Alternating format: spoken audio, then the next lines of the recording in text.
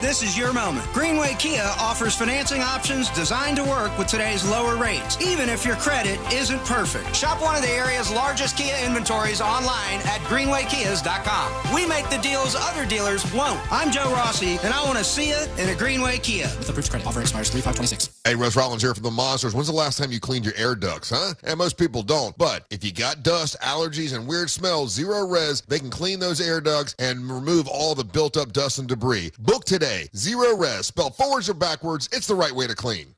Hush, little baby, yes you can. Mama's gonna buy you a prepaid plan. And with that Florida prepaid plan, Mama's gonna send you to college land. And when you're free to pursue your dreams, Mama's gonna watch your future beam. Save for their story with a prepaid 529 plan. Plans start at $29 a month. Open enrollment is now. Get ready, Mount Dora. February 20th through 22nd, the Highland Festival returns. Celebrate the spirit of Scotland with bagpipers, Highland athletes, Celtic music, dancing, society and heritage village, and much more. Featuring performances from Albanach, the Harp Twins, Tom Kiefer, Sean Healy, Celtica Nova, and many more. It's a weekend of culture, music, and unforgettable energy right in downtown Mount Dora. Sponsored by Guinness, Discover Lake, WJRR 101.1, Real Radio 104.1, and City of Mount Dora. Blankets and chairs encouraged, and yes, service dogs are... That lingering sniffle, congestion, or fatigue, is it the flu or is it allergies? When symptoms don't go away, guessing costs you time, energy, and relief. That's where Aspire Allergy and Sinus can help. At Aspire, you'll get same-day answers and personalized treatment plans designed to get to the root of the problem, not just mask the symptoms. Aspire offers real solutions so you can breathe better and feel better for good. Flu season is here. Don't wait it out. Get real answers today at AspireAllergy.com. That's AspireAllergy.com.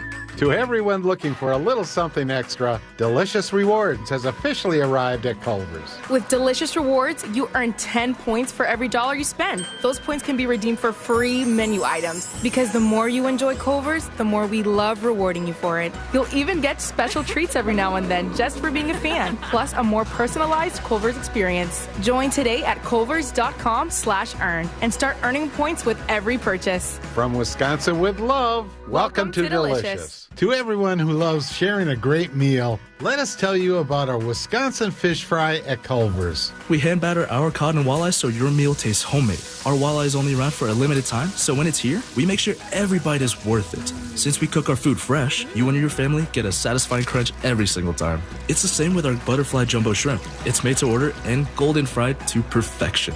So grab your loved ones and join us for one of our favorite traditions. From Wisconsin with love, welcome to Delicious. Are you a fraud-paying American? 1 in 4 tax-paying Americans have been victim of identity fraud.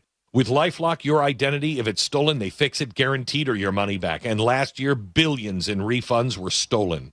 Could be from your salary, overtime, or second job. Gone. But this year, you don't need to stay a victim. Because this tax season, fraud-paying American is something no American should have to claim.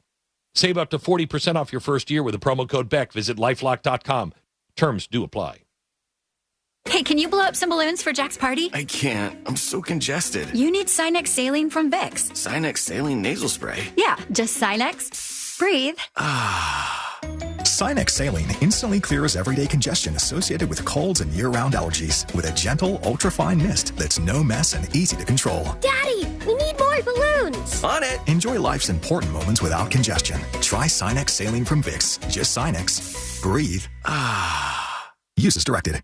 Do you have AC needs? Turn to the experts at Carrier. Go to millsair.com. Broadcasting live from the JustCallMo.com studios. Injured on the go? Just call Mo. Visit JustCallMo.com or dial 1-800-CALL-MO. This is WTKS-FM HD1 Cocoa Beach, Orlando. An iHeartRadio station. Guaranteed human.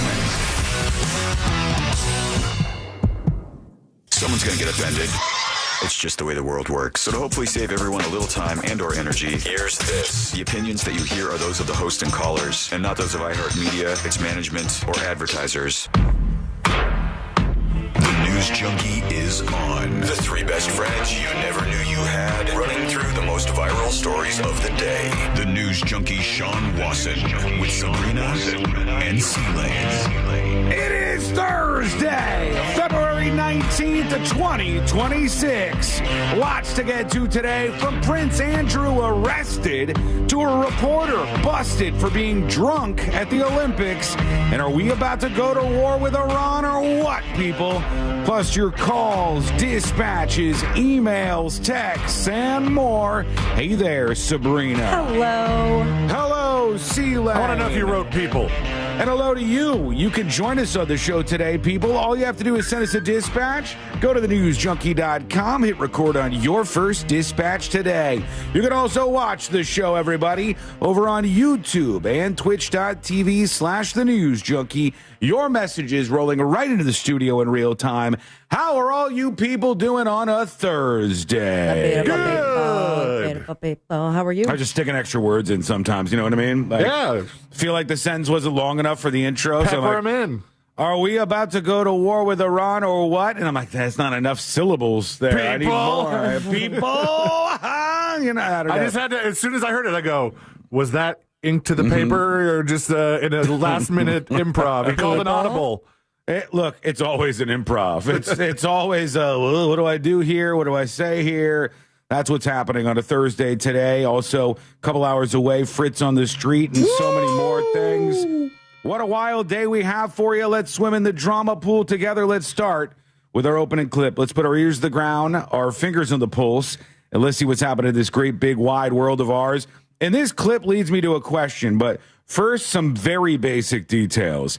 Tampa Airport. We've all been there, I think, right? I have not. Tampa Airport? I No? don't know if I have. Oh, Tampa Airport, Southwest Terminal. You see, living here, I typically don't fly to Tampa. Well, I've been there. For those of you who have, Tampa Airport is where this takes place.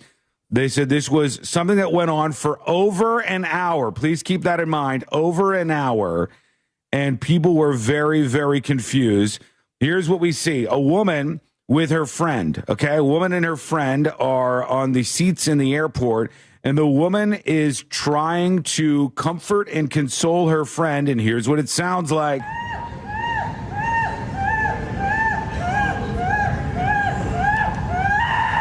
Oh.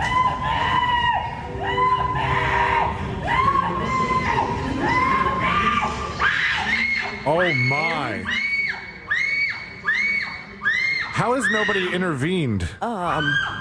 This goes on for an hour, according to the poster. Nightmare fuel. This is a woman with her friend, and I ask you the big question today.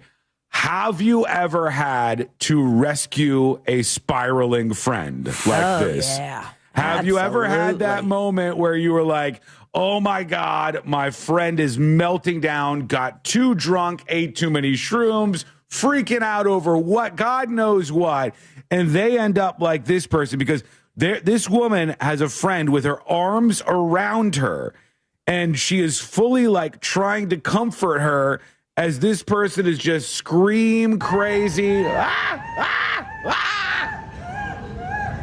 I don't know if I could do this for an hour, though. That you know first what I mean? part is an animal.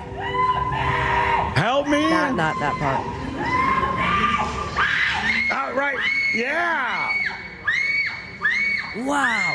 Yeah, I could do that for about 3 minutes. And then I go, sorry, honey, have a nice day. It's been a good one. Here's the thing. If someone's having a breakdown like that, a loved one of mine, a friend, we're not sitting in those chairs. Yeah, probably get them out of there. Like, it's time to go to the, I don't know, family bathroom where we shut the door. And we try to figure this out. That would be the place. Splash some water on your face. Although, I think if it was the family bathroom and you couldn't see what was going on, that would be even more terrifying. Like, someone has a peacock in there. Imagine if this video... Yeah, exactly. Imagine if this video were not, you could see the people on the bench there, but it was the same sound, and it was just a static shot of the closed, locked family bathroom. That would be... scary, I think. I think there would be cops banging down the door. I mean, I think, honestly, we owe it for the people who bother Are to we watch recreating this in real time? Yeah, I think we need to. Okay, so public bathroom door, all right? We got our public bathroom door. Okay, This is what you get. This is the bonus of watching the show over on YouTube if you're brave enough to do it. YouTube.com/The News Junkie. Here's what that experience would be like, C-Lane, just so you know the difference. All right, go ahead. Should we go in there? Hello? I'm just going to hold it, I think. Yeah. Hey, oh, yeah. Okay. Go into the next bathroom. Okay. What did she eat? All right. Okay. The person who posted this says, I've never heard anything like this before. Passengers are just standing around wondering, what flight is she getting on? Mental institutions, it says. Wait till the end, the volume escalates, as it does, yeah.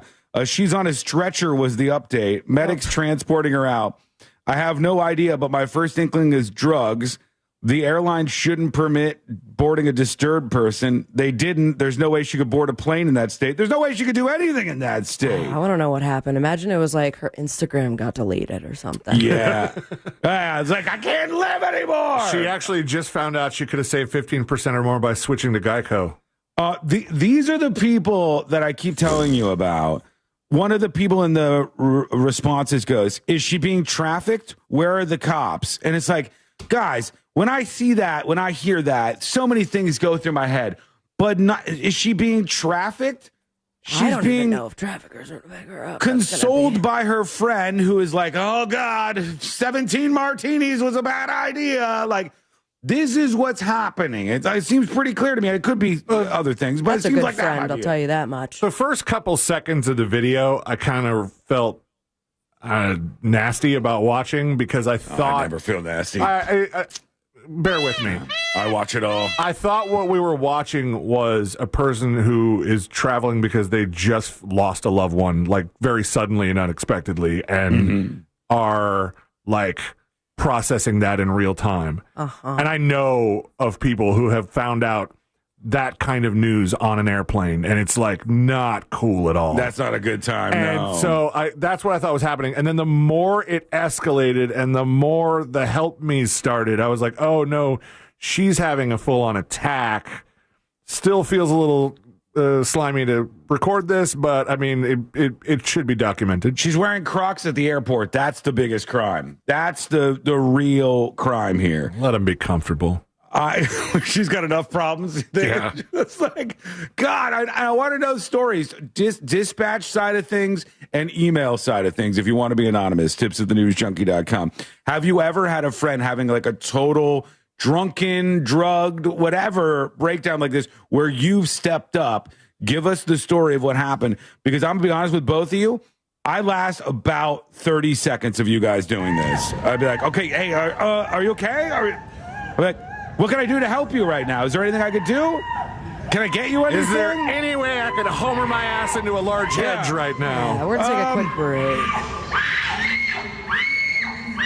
And you realize if I leave, it's probably just going to get worse, right? Like, my God. Poor thing. There you go. Not a great day for whoever this was, and probably not a good time to be at the airport. Although, if it is a drinking thing, what goes on with some of you people? If you know you're a bad drinker and prone to freakouts, which I'm going to be real with you, I've seen this. I know people who do this. You get a little too drunk and it turns into absolute meltdown territory, and yet they still will be like, well, before our flight, I mean, the never-ending margarita pitcher does look pretty attractive. I think I'm going to have to do it. And you're like, wait, no, but you freak out sometimes. Like that? Then I ain't drinking with you. I think the people on the texting service who can't see what we're seeing are like, is she having a baby? That definitely sounds like labor pains.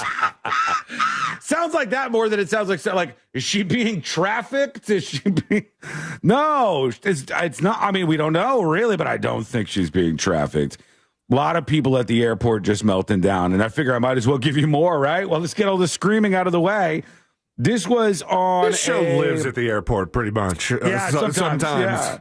This was on a Delta flight, all right? The flight was in the air for 15 minutes when a man started exhibiting, quote, unruly and unlawful behavior toward other customers. The flight had to return to Houston, Texas, from which it departed.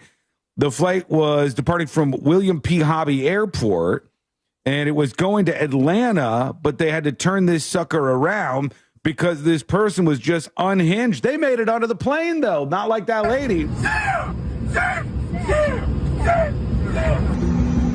They were screaming at the flight attendants in that case. Then a bunch of the passengers held this guy down. Then they went back to the Houston airport, inconveniencing all people on board. And they dragged this person with like a ripped shirt at this point off the airplane for having a complete and total meltdown. Good times. Good times at the airport. When's the last time, if we have ever, played a freakout on an Amtrak? None. Is there something to that? No. Okay. Yeah. And also, freak out on an Amtrak, you go, see you later, guys. Off to the next car. You know, off to the next little place. Sit down over there. Good to go. No problems. Nothing to be concerned about. I did have a backup show opener. If you guys want to go in a different direction here, okay. I might as well share it with you. Like, what kind of Grinch would I be if I showed up with a backup open clip and then after playing the one I had for you, if I was like, nah, you'll never see it. You'll never see the other one. You may have seen this already, but I did think it was a good time to share with the listeners just to start off the show. This is a woman who the doctor allowed her to film herself trying to fight off the anesthesia.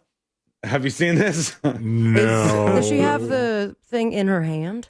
No, the doctor is injecting the anesthesia into this woman's veins, and she's about to have a procedure done. And she wanted to see if she could fight the anesthesia. Like, I can hold back. It's not gonna take me down. And I thought it was amazing on a couple of fronts. One, just because I thought it was a little bit funny. And the other one is because it shows you how strong anesthesia is and how much you probably would have wanted to give it to that woman at the Tampa airport or the guy on the Houston flight. But here we go. This woman says she's going to try to fight off the anesthesia. All right. They're bringing it into her veins.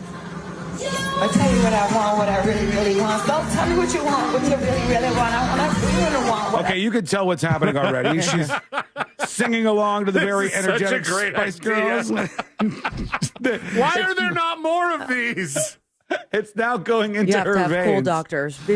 During consultation, I'm going to say, okay, this is the procedure. How much is it going to cost? And lastly, to go with you, can you please film me while I try to sing Spice Girls? You're getting a big check. You know, just let me do a little bit of a bit beforehand. So she's trying to sing Wannabe by the Spice Girls as all of the anesthesia is rolling into her veins. Really, really want, so tell me what you want, what you really, really want. It's almost all in there. I want to really, really, really want to sing. So far, so good. Yeah. She's got it going on. She's singing it. She's not being affected or impacted. My future. Forget my past. Still killing it. If you wanna get with me, better make it last. Still going. Now don't go wasting your precious time. I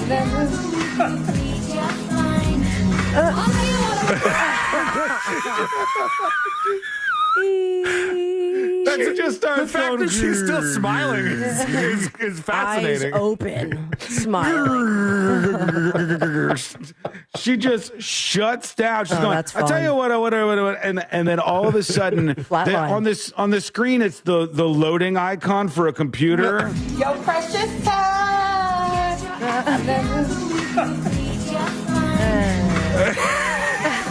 Just completely out of it. Man, that stuff is strong. Her last note was my favorite part. Just so you could tell it's starting to kick in. It's you know what it sounded like? It sounded like that Britney Spears clip that Sean hates. Where I ruined it? Yeah, from there where I ruined it guy. Oops, I do. I shouldn't have let anesthesia is working. Man, anesthesia is so strong. And fun. It's pretty amazing. And you're right, her smile is still on her face. See you later. And then gone. I didn't know you could. I thought for sure you close your eyes when you go under anesthesia. Not this lady. She's Terrifying. still wide open. It's so creepy. A smile as wide as one could ever imagine. And then she's just like, goof, I'm done. And what's funny is she's probably going to wake up after this and just be like, zigga zigga, like, like there was no break between those two things. That's kind of what I wondered. I don't think it's as like jarring of a dismount as it is of the mount. But it would be funny if they did set up the camera to see her wake up and see if she's kept doing the lyrics. That's funny as hell. Oh, there you go. All right. Well, we got a lot to get into today. Prince Andrew has been arrested. Oh, my word. And they're saying this is because of the Epstein stuff. But it's not what a lot of people think. It's an interesting story. So we'll get into that at some point in time here on the show, probably next. We also have your emails to get into. A reporter caught drunk at the Olympics, people. My God, it's all happening, and we want you to join us for the show today. Dispatches, emails, all the rest. It's all coming up next on the News Junkie. Real Radio is on Facebook at Real Radio 1041. Sponsored by the law offices of Anajar and Levine Accident Attorneys. Call the law offices of Anajar and Levine at 1-800-747-FREE. That's 1-800-747-3733. Samuel Jackson activated. Cameraman ahoy. School mic activated. Welcome behind the scenes of the show. When we're in a commercial break, we chat. We call this skull mic because there's a skull and a mic down here. Now we got a camera. Now we got Samuel L. Jackson, our new cameraman. Samuel L. Jackson, straight out of Jurassic Park. Doing the heavy lifting on the camera today, as per usual. Can we get a nostalgia clip of C-Lane singing Wrecking Ball, says Lori. Well, maybe. Hey, Sport Johnson. Hey, Yuckers. Hey, Zach. Hey, Wasson TV. Hey, I know that person, don't I? Seawitch says, this is just the start of Andy's problems. Prince Andrew. He disclosed state secrets to Epstein, and that's why he's in jail today. Yeah, a lot of people are like, finally an arrest over the Epstein files. And I'm like, oh, okay. They get one of these predators? They get one of these sick sons of bitches that was writing all these insane emails about kids and torture videos? No. They got Andrew, they got Prince Andrew, former Prince Andrew, because he was like, disclosing secret information in the emails he was sending to Epstein. It was for sending like state secrets to Epstein. It doesn't even have anything to do with kids. It's kind of astonishing, but we'll talk about it. I have the reaction from the King of England, which is hilarious that there is still one. And I have a reaction from a couple other major figures in the case. We're back in a couple of minutes. Sean, Kevin is here? Yeah, right. I'm not stupid, okay? I'm not stupid. I know what we went through yesterday on the stream, where everybody was wondering where Kevin was, and then I fell for it, and then Courtney asked me where Kevin was, and then we determined that there is no Kevin in chat. I'm not falling for it for a second day, okay? I get it. I get the joke. I know there's no Kevin in chat, all right? 2 minutes and we're back live. Before they leave, follow Wassie's Meat Market on Instagram or go to the website, wassiesmeatmarket.com. Is it a way to get Prince Andrew for the crimes but not have to tackle the pedo issue and possibly draw their names into the investigation? Maybe. I mean, it could be. Look, Prince Andrew's a creepy weirdo who, if anybody in the royal family deserves to be immediately locked up, he's top of the list. See you later, pal. No love lost for me. I don't care about this guy. But it's not about the stuff that people are going to think. And they're like, the headlines are sort of misleading to people. Prince Andrew arrested over Epstein files. And you're like, oh, wow.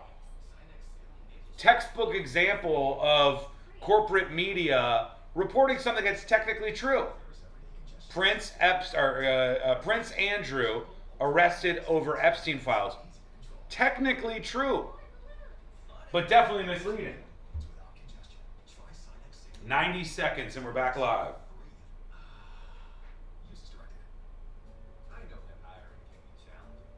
I'm going to ban the word Kevin in chat if I have to.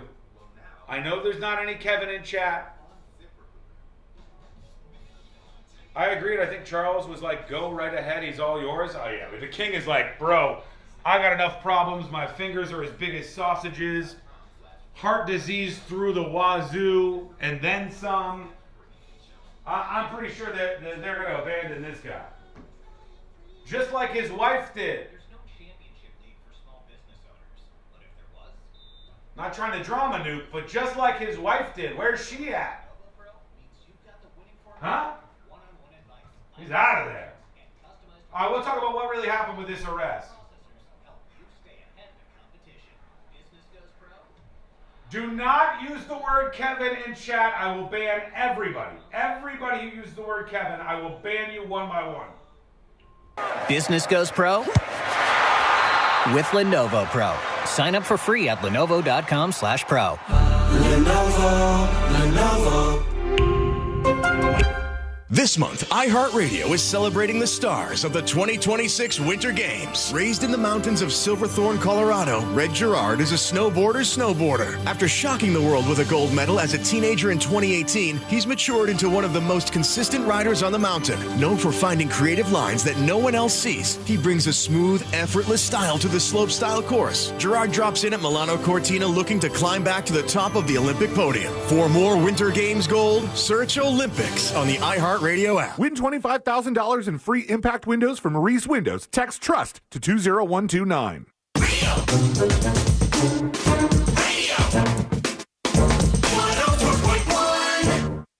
Watching the world burn with some friends since 2007. This is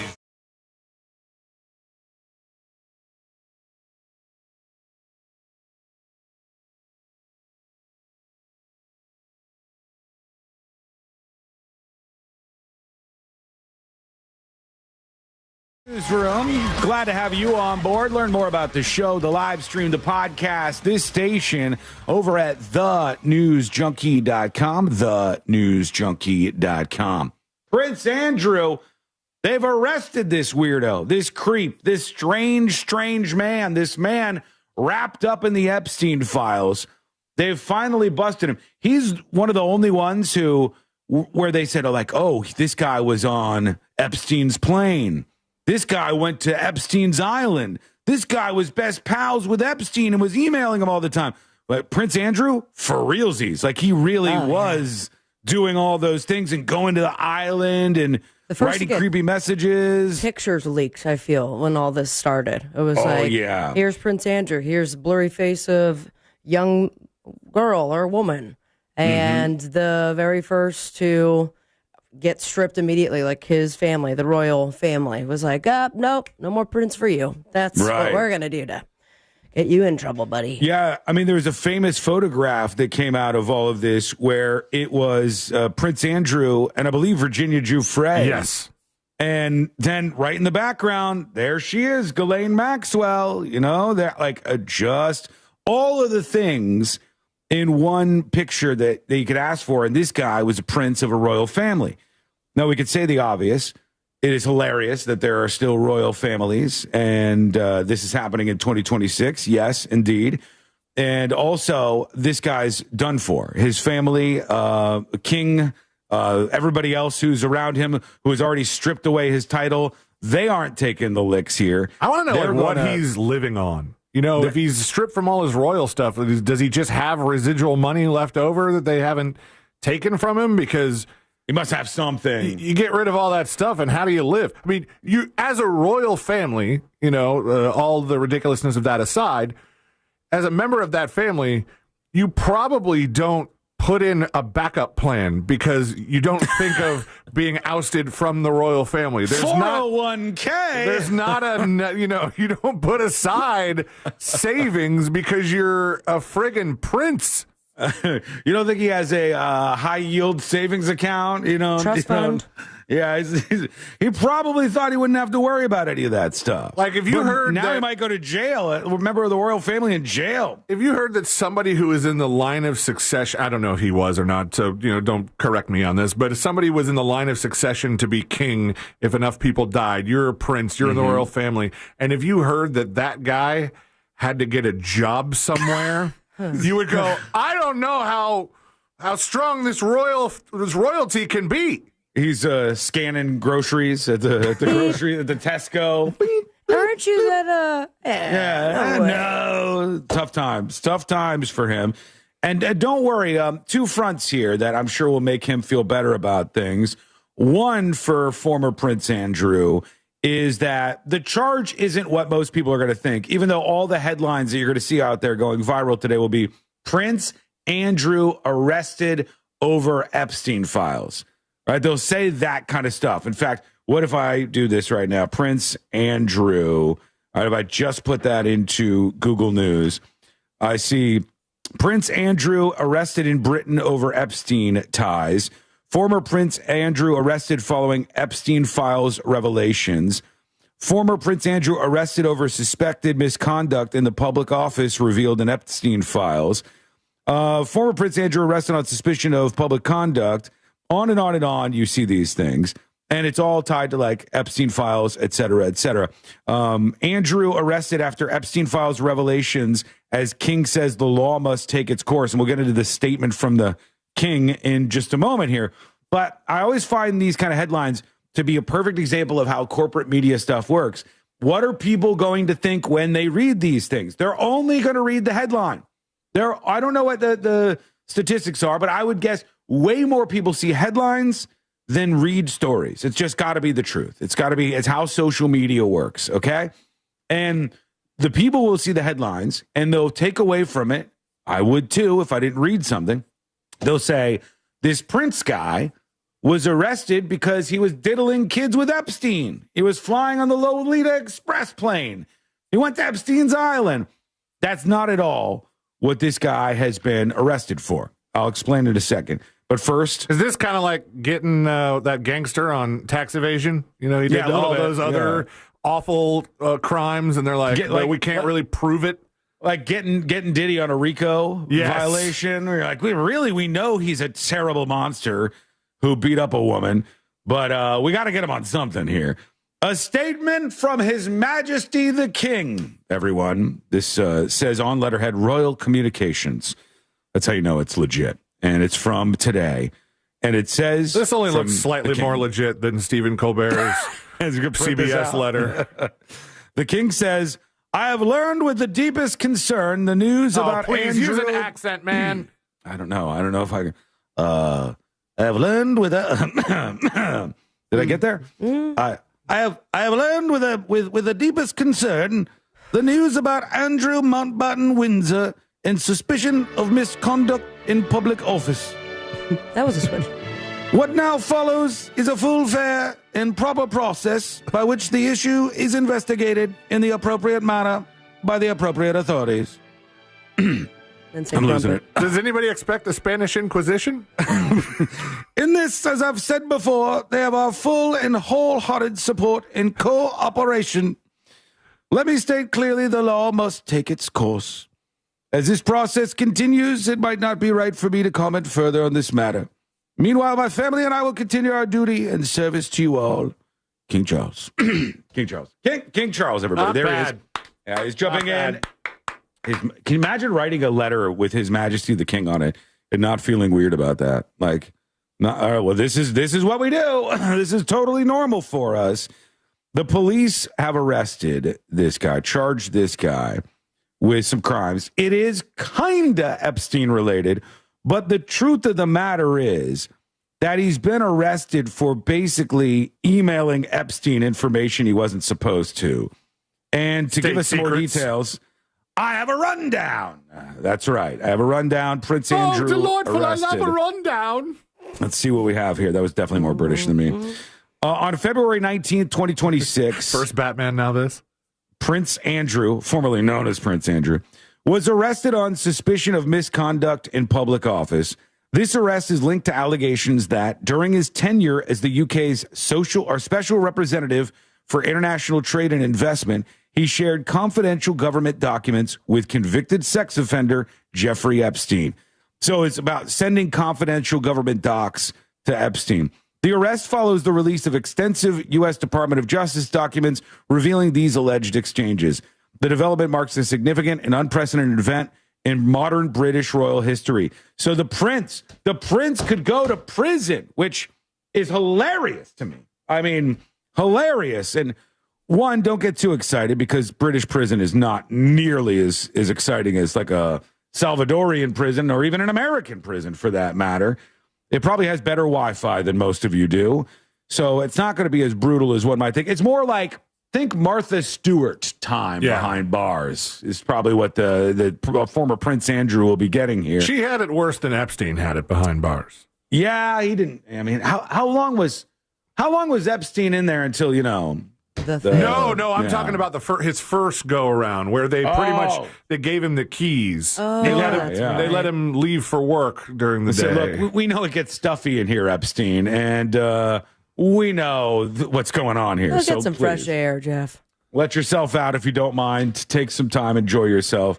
But when you hear all the headlines, that's what it's actually about. That's the truth behind the headlines, that they're actually arresting this guy, the former Prince Andrew, for sending confidential documents to Epstein. Not anything about underage girls or what happened on the island or what happened on the plane.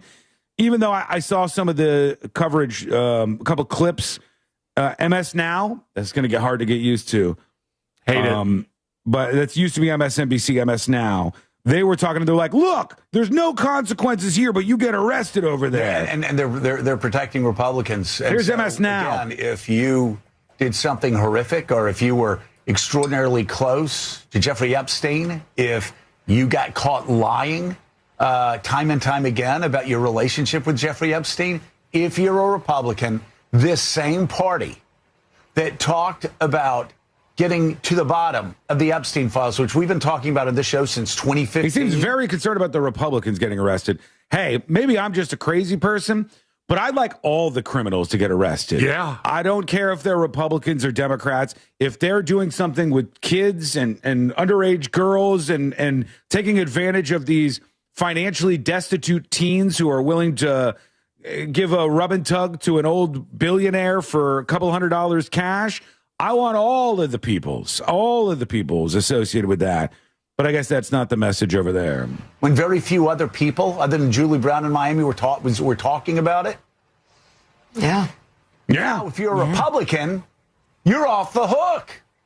In fact, Comer and his Comer doesn't even care about the man who started this hellscape. So the idea is like, look, finally, over there in the UK, they do this stuff. We're morally bankrupt. There are no consequences here. Dude, he was arrested for sending official government documents to Epstein. It wasn't for any of the other stuff. So still roll it back to no one has been held accountable for any of this. Roll it back to square one, where you have a couple of people who are getting golden parachutes and retiring from their jobs. And nobody else is really arrested or even publicly shamed. Comer. I don't know who Comer even is. I don't either. Comer, whoever he is. It's part of my Rolodex, though. Instead of cursing, Comer. But even the people who are in back and forth are still kind of operating and making money. Michael Wolff, the journalist, still making money. Steve Bannon, still making money. Pen pal, basically, with Epstein. Telling Epstein how to do PR, was thinking about possibly doing an Epstein documentary, I hear, to show the other side of the Epstein story. Like, that's a good thing. Yeah. Like, have we ever thought about the billionaire who was just getting the rub and tugs here? Have we really thought about the true victim in all of this? Like, who does that play to? Who risks their entire career and reputation on emailing this loser? I'll tell you who. People who chase money and clout like everybody else in Washington, D.C. They don't even care, man.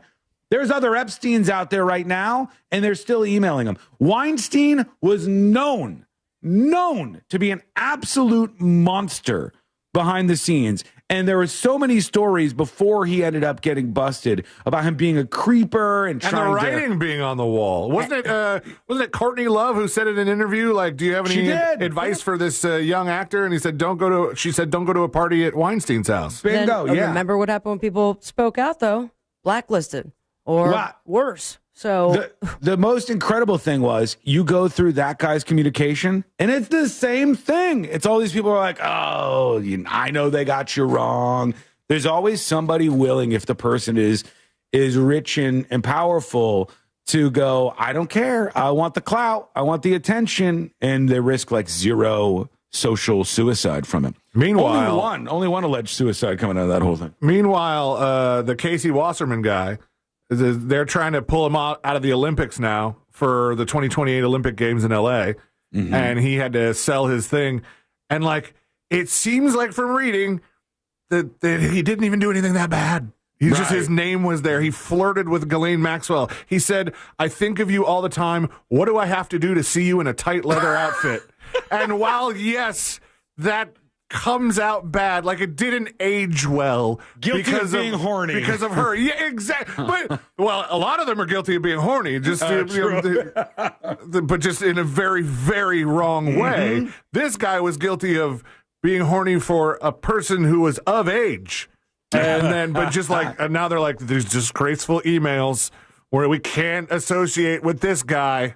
Yeah. I mean, this is just the truth. Like, a lot of these people exist that are creepy and that do this stuff and utilize their power to manipulate people, sometimes even like underage women, as was the case here. And then other people look past it because they're rich or powerful or can help their political careers or, whatever. That, like, there's just people willing to do that, to debase themselves in that way, in a way that I never would for any amount of money ever in the history of ever. So there you go. All right. Well, we'll get to your emails. We'll go to the Winter Olympics, where apparently there was somebody who was a little too drunk for the coverage. We'll talk about that. And are we going to war with Iran or what, people? Has anybody asked Comer what he even thinks about this yet? I don't know. Let's we have to do the Beetlejuicing of him, and then Comer. There he just shows up. We'll see what Comer thinks. We'll see what you think. We'll see what everybody else thinks. This is coming up next on the News Junkie. Real Radio is the Jim Colbert Show. I've never even seen cocaine. I don't even know what it looks like. I just know it's powdery. I've never seen it. Show him. I'm like one of the... Hello, Skull Mike activated. Welcome behind the scenes of the show.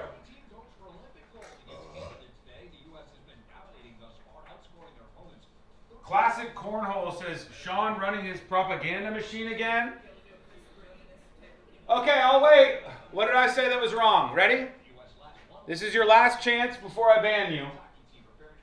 What did I say that was wrong? I'll await your answer, Cornhole man.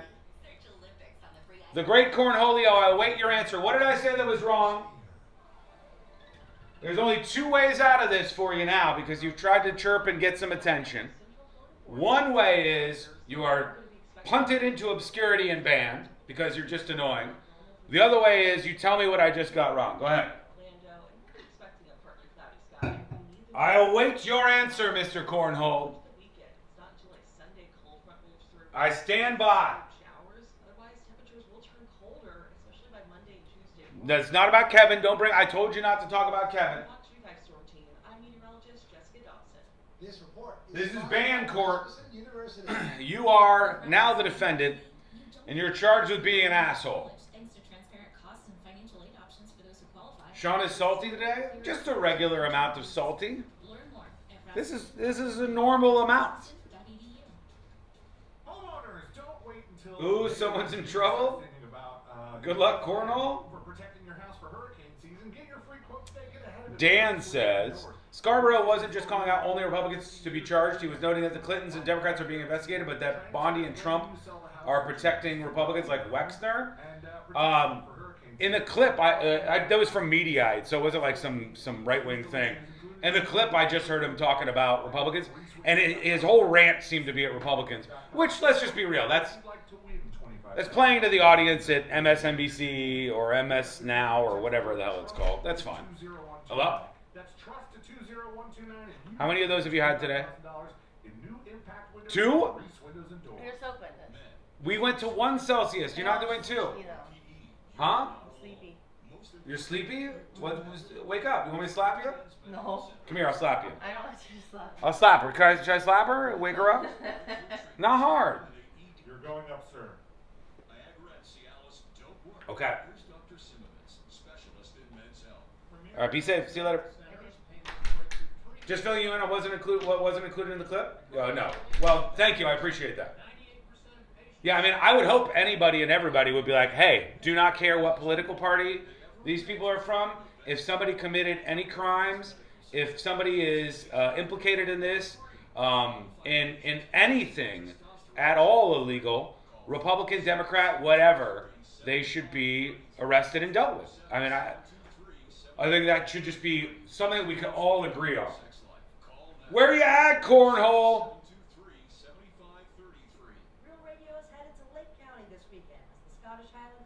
Did we pre-ban cornhole, or did he just disappear? Because that ain't going to work. You're still getting banned. Don't come in here because you are incredibly political. You're a political person. And pin that bullshit on me like I'm doing something wrong. Because I'm not telling you the dumb nonsense that you want to hear. And I'm just telling the truth to everybody. And being honest about everything. All right? Still no cornhole, no. Cornhole, you got about 10 seconds left. And then if there's a mod over on YouTube, skybound, as they say. Cornhole, I'm going to give you a timer. 10, 9, 8, 7, 6, 5, 4, 3. Oh, slanted bro is all he could come up with after all that time. And now, unceremoniously, I shall bring up chat. And we will just yeet you into another dimension, I think. Here we go. Bye for now!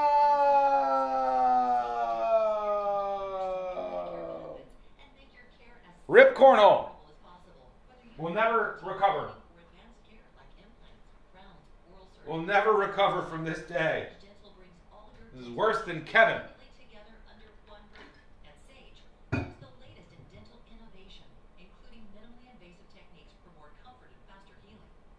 Sean, what happened to the dude who texted all the drone strike? He didn't get but a talking to?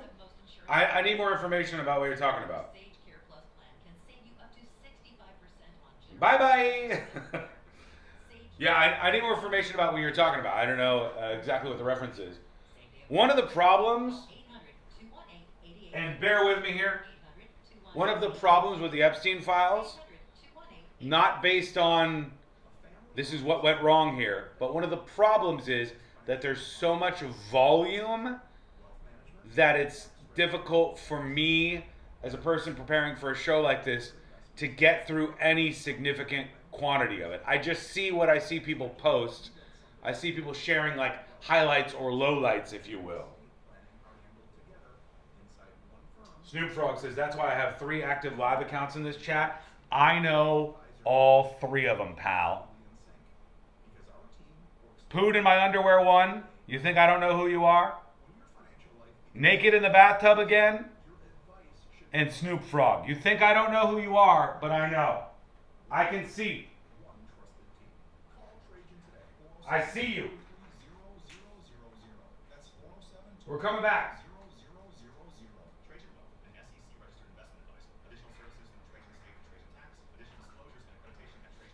Zach, I don't have to ban everyone. Just the people who aren't on Team Sean, you know what I mean? All right, people, here we go. Wealth.com. With the new IHOP value menu, $6 is all it takes to go to your happy place, where stacks of pancakes with bacon and eggs are just $6 every day. French toast, sausage, and eggs are, you guessed it, $6. And fluffy omelets come with a side of pancakes and only cost $6. Go to your happy plates every day at IHOP. $7 in some locations. Available every day for a limited time at participating restaurants in the U.S. Hours may vary. No substitutions. Not valid with other discounts or promotions. Prices may vary. Hi, I'm Kyle from Blindster. I started Blindster in my garage back in 2010. Since then, we've sold millions of custom blinds, shades, and shutters nationwide. Our blinds are DIY friendly, guaranteed to fit, and always cheaper than big box stores. Blindster.com. This earful of real radio is brought to you by JustCallMo.com. Injured on the go? JustCallMo.com. Real radio. 104.1. No one's really sure what all C-Lane's buttons actually do. This is the news.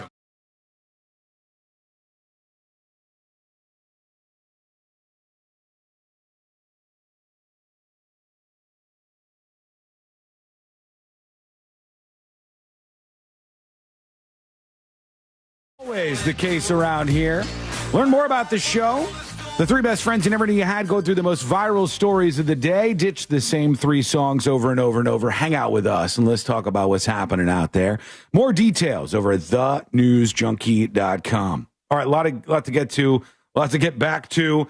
And real quick, a clip I just wanted to work in. 3.1 million views. Trump had an event yesterday for Black History Month.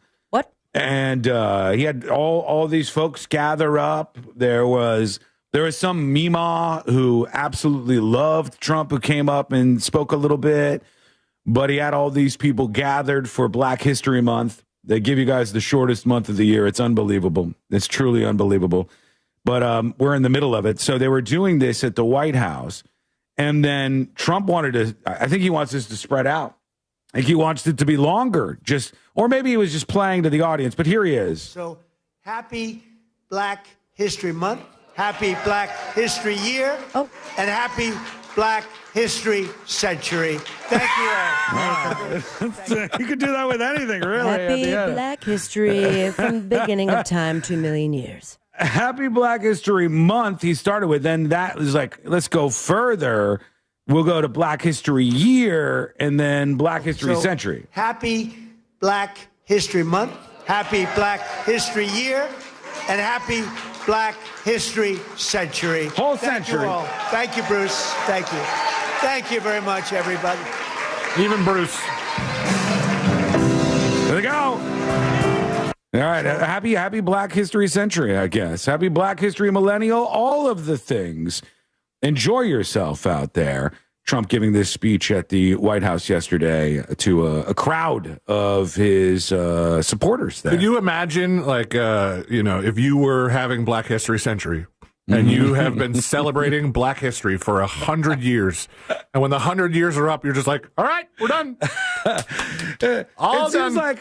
This seems like what the television morning shows would do. Like one network goes, we are celebrating Black History Month. And then the other one, not to be outdone by them, does the graphics on the screen. And they're like, actually, it's Black History Year over here. And then the Today Show or whomever is last is like, well, over here, Black History Century. We have really ratcheted up as much as we possibly could. So reactions, we'll take them. Tips at thenewsjunkie.com or send a dispatch over at thenewsjunkie.com. Here we go. Another anonymous email coming in. There were people trickling in about the Ashes story. That got a lot of response. Big hit. Where somebody went to the Daytona 500 and threw ashes right as the race cars came across the finish line. The cloud of ashes, as seems to happen quite a bit, comes back on him. He gets ashes all up in his mouth. And then people in the stands are hit with the ashes.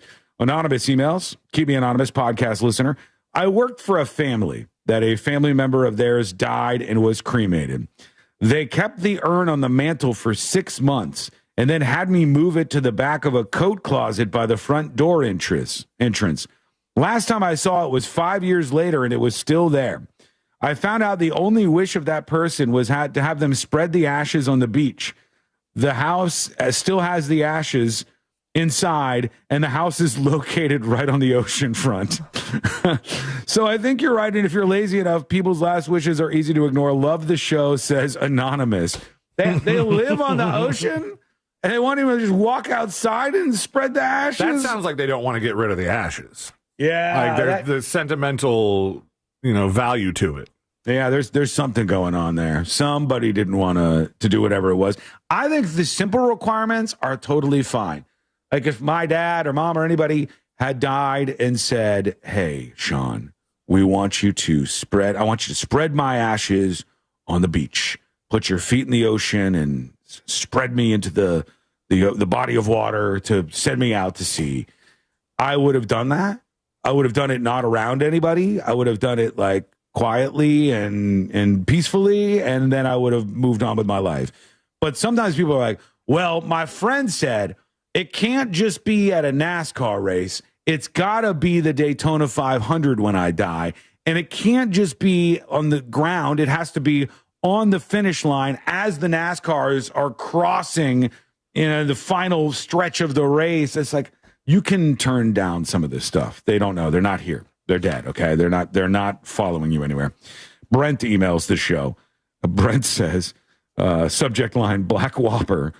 Brent says, is there any way I can listen to or download the show with the Black Whopper bit? No. That S had me crying last week, said Brent. Yeah, thank you, Brent. Well, I don't think I made it into the podcast because it's best of, but it'll pop its head up every once in a while, sort of like the Freebird around here in the good old days, the better old days. Jacob emails the show. Jacob, a.k.a. Birdman, says, I have said many years now that when I die, I would want to be cremated and my ashes taken to my best friend, who is a blacksmith, to make a Damascus steel knife with my ashes in it. Cool. I don't know what that is. I mean, I know what a knife is, obviously, but a Damascus steel knife. Oh, I guess he explains. If you're unaware, Damascus steel is when you take metal and fold it over 1,000 times to not only give the knife a cool pattern, but it makes the steel stronger. Once he makes a dagger-like knife with my ashes, it will become a family heirloom to be passed down to later generations. Love you guys and the show. Wiggle, wiggle, pop, pop, says Birdman. Thank you for the email. They're cool looking. They remind me of like the very expensive knives you'll see chefs, especially Japanese chefs, use. Oh, yeah. They have like that sort of look to the blade. A pattern. It's like a ripple pattern, like the surface of water or something. Yeah, those are very cool, and I like them. But it would only be cool if somebody makes you into a dagger. You obviously want that dagger to be used to assassinate an important person, like a person of note. Could you argue then that it wasn't me who did it? It was Frank. The guy. Yeah, it was Frank. It was Birdman. It was Birdman who did this. So there you go. Email the show with your thoughts, tips at thenewsjunkie.com, TIPS at thenewsjunkie.com. A lot of stuff going on with the Winter Olympics. So I do want to get into that. I'll tell you real quick. Celine had mentioned this video, and then I stumbled upon it on my own as well. And I said, is this the same video that you were talking about? And it was a video that you guys should see. Hang on. Let me bring up the title of this here. It's a video that if you have any interest in technology and stuff, you should check out. The title is called How the Olympics Are Mixed 4,000 Miles Away. And I was totally blown away by this. Hang on, I'll bring up just a little bit of it. This guy, Dallas Taylor, on YouTube, he visited NBC, where they're doing all the work for the Milan Olympics right now. And he went into all of their different studios, and they have a lot of studios. And he went into like the announcer booths where people are calling these Olympic games from small closet studios around the world. And he went into all of the technology that is used to bring together a television event like the Olympics, and how they have like a gold medal channel where they have to get all the feeds on that are like right next to giving out medals. It's kind of like the Olympics version of Red Zone. Yeah, NFL exactly. Red Zone. Yeah. And I mean, I started to think at some point in time, I'm like, boy, I've spent a lot of money on this studio. There's a lot of very expensive broadcast equipment around me right now. Woo! Ain't got nothing. No. They mentioned, the guy goes, all these rooms or like a bunch of the main rooms run into a blah, blah, blah mixer. And I go, I know about this stuff, and I've never heard of this mixer that he's talking about. I look up the mixer, $50,000 each for a mixer the size of mine over here, you know? an audio mixer, $50,000 a piece. And he's like, yeah, we got 5 or 6 of those around here. And it was just the setup to do the Olympics 4,000 miles away was just absolutely astonishing. So yeah. if you want to see that, it's called How the Olympics Are Mixed 4,000 Miles Away. I'll put it on See It Now. If you're an AV nerd, it's a good watch. But that guy Dallas Taylor who did the video is he gets like he's got a good fan base, so he gets into cool places. Like he did a big interview with like the guy that was just retiring from SNL who had mixed the show for 50 years. Like he does a lot of that kind of AV nerd stuff. Did they explain how they can manage with a delay or lack thereof? Yeah, they did. Yeah, they did. That's mind-blowing. Sabrina, the thing that they said, hold on, Olympics behind the scenes. This is up on See It Now, so you can check it out because it is really, really cool. Olympics behind the scenes video. But they talked about not only doing the audio mixing from 4,000 miles away, Sabrina, they said, well, there's a problem because the person who's hosting the show is in Italy right now. And for some of the shows. Yeah, for some of the shows, some of them. Some of them are in these studios and closets and stuff, but some of them are live in Italy. And when they are, he has to send them back their own voice. And so they had to figure out how to, like, without a delay of coming to America and going back, they had to figure out how to send their own voice back to their monitor in their ear. And all the equipment that they use is just mind-blowing. Go check it out if you care about that stuff, even in the slightest. It's over at thenewsjunkie.com in the See It Now section right now. I just posted it. Quick break. Back with, speaking of the Winter Olympics, somebody had a little too much to drink before this Olympics report. I'll play you the before, the drunk part, and the after, the apology. That's coming up next on the News Junkie.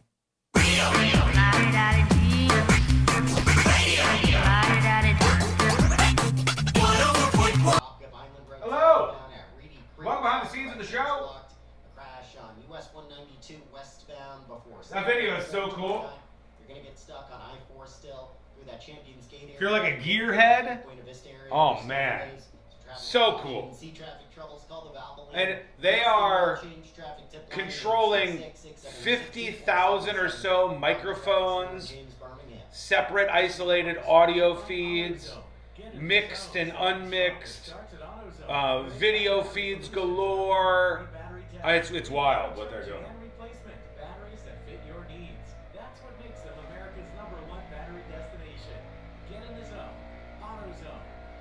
Get it, buddy.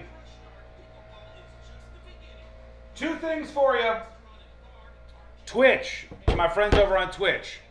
Let me know if we've made any progress towards unlocking our bonus stream. Secret shows, bam, knocked out, gone. Now, if you want to donate some more Secret Shows subs, please do. I love that. I appreciate that, and it helps me out a lot with all of the stuff here and how much it costs, including the update that's underway right now. Just so you know, just to bring things out into the open, the last update of the website, the last one, just the last one from the final quarter of 2025 was $5,000. Right? And they're currently doing the commercial-free, ad-free streaming feed and the other live alerts that I've been telling you about. And that also is going to cost quite a bit of money. So this kind of stuff helps out with the development fees and all of that. Anyhow, you can always gift more Secret Shows subs to knock down the numbers for our friends on Twitch. And YouTube actually did make some progress overnight. I think they're down to just 10. So 10 YouTube subs, 19 on Twitch. Twitch, if I missed anything, let me know. And tonight, we're going to stream, not only on the Discord, but I'll put up, before the technology's already there, I don't have the new live alert set up yet, but I will put up a stream on thenewsjunkie.com for you to watch Secret Shows live. Don't have to be on the Discord, don't have to do any of that. We'll pull in some extra subscribers. I'll put a link up, 8 o'clock tonight. Courtney's idea, the Big Sandwich Showdown, where we order the biggest sandwiches we can find on DoorDash as a side show on our Secret Show tonight. And we see if they live up to the expectations in an expectations versus reality challenge. As per usual, 8 p.m., Secret Show tonight, streaming on thenewsjunkie.com and in the TNJ Discord. Bless you. Back in 2 minutes. Twitch is always 6 to 10 seconds ahead of us on YouTube. I've always wondered why. It's just going to be about how the platforms cache video or handle video.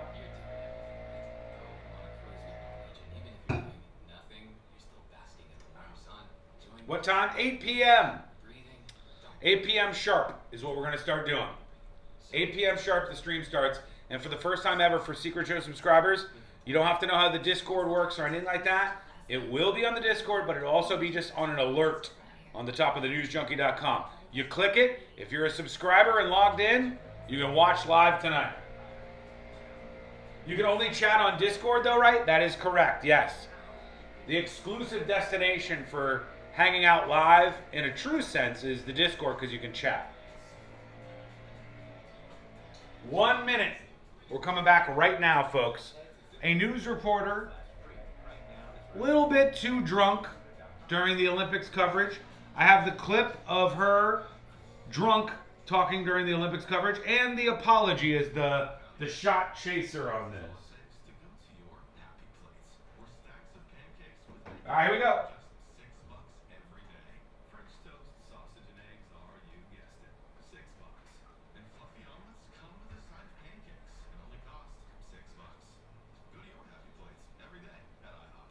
Coming back, people. Guessed it, $6. And fluffy omelets come with a side of pancakes and only cost $6. Go to your happy plates every day at IHOP.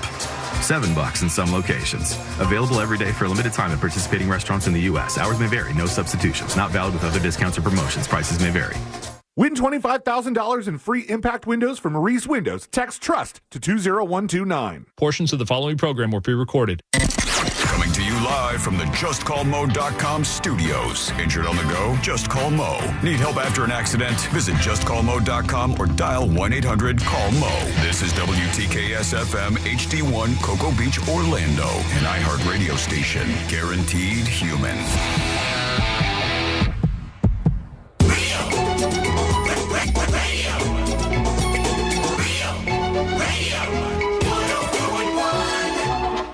A safe haven of sorts for all of the 95%ers. This is...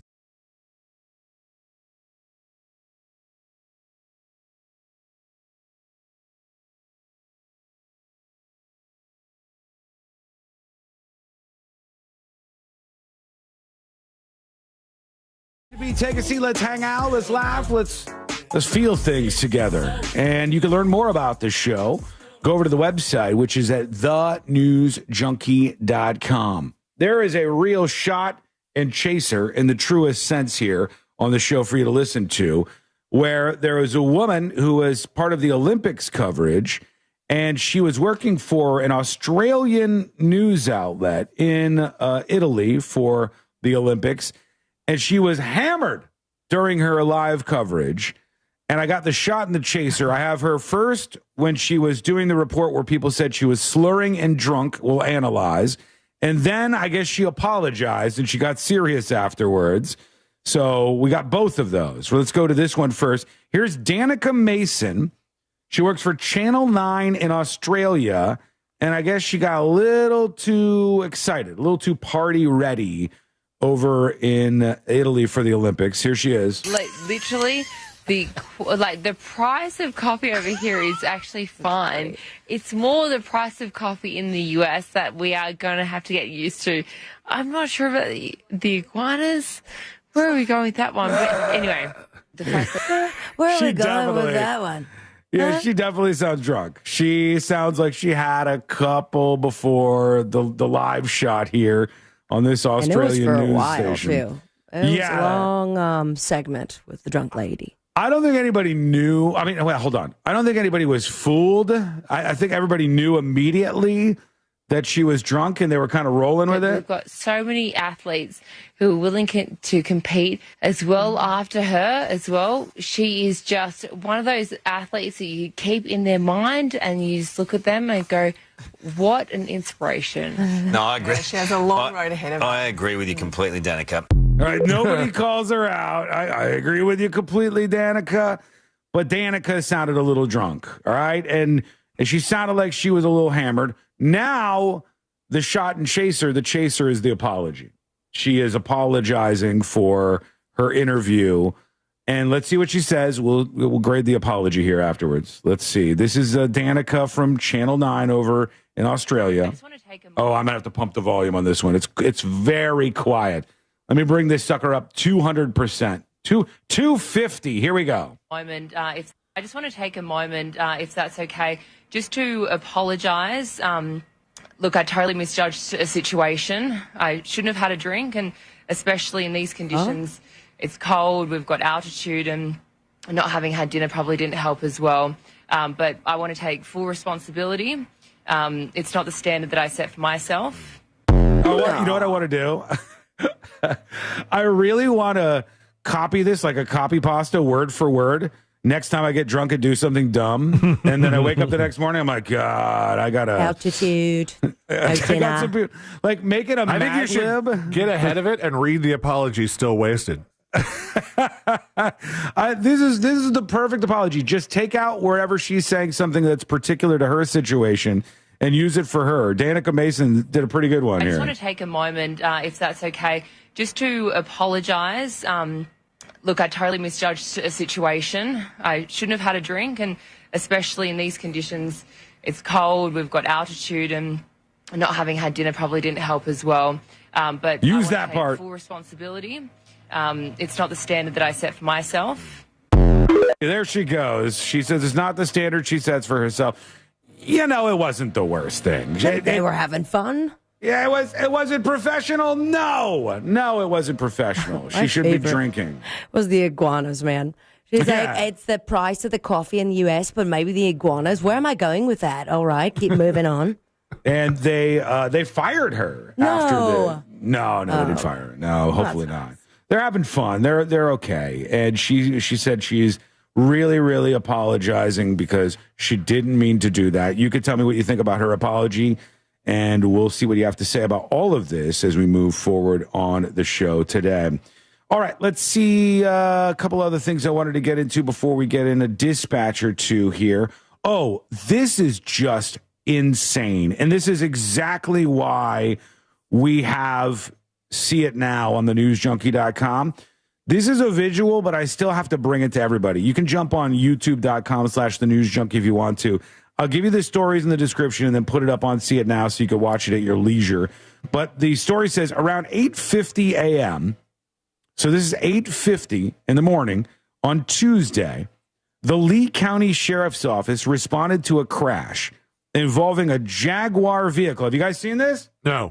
Oh, my God. I don't think I have. Well, all right, hang tight, all right? A Jaguar vehicle, somebody driving a Jaguar, that slammed into the rear of a school bus. Authorities said there were no students on board at the time of the collision. The bus driver was transported to a local hospital with minor injury. And here's what you could see. This is unbelievable. Unbelievable. How anybody in this car isn't just immediately rip, I have no idea. Here it is. Ready? Okay. I don't know. I'll have to pause that here. You have to see this. Here comes the vehicle. Coming at, doesn't even slow down. Full speed it goes. Okay. Full speed under the school bus. Okay. How did this person live? Just for those of you dirty, listening, the entire car, all of it, the whole Jaguar, except for the bumper, is now underneath the school bus. It didn't even hit the brakes. It drove full speed, and the entire car is underneath the school bus, and that person didn't die? Okay, a couple questions.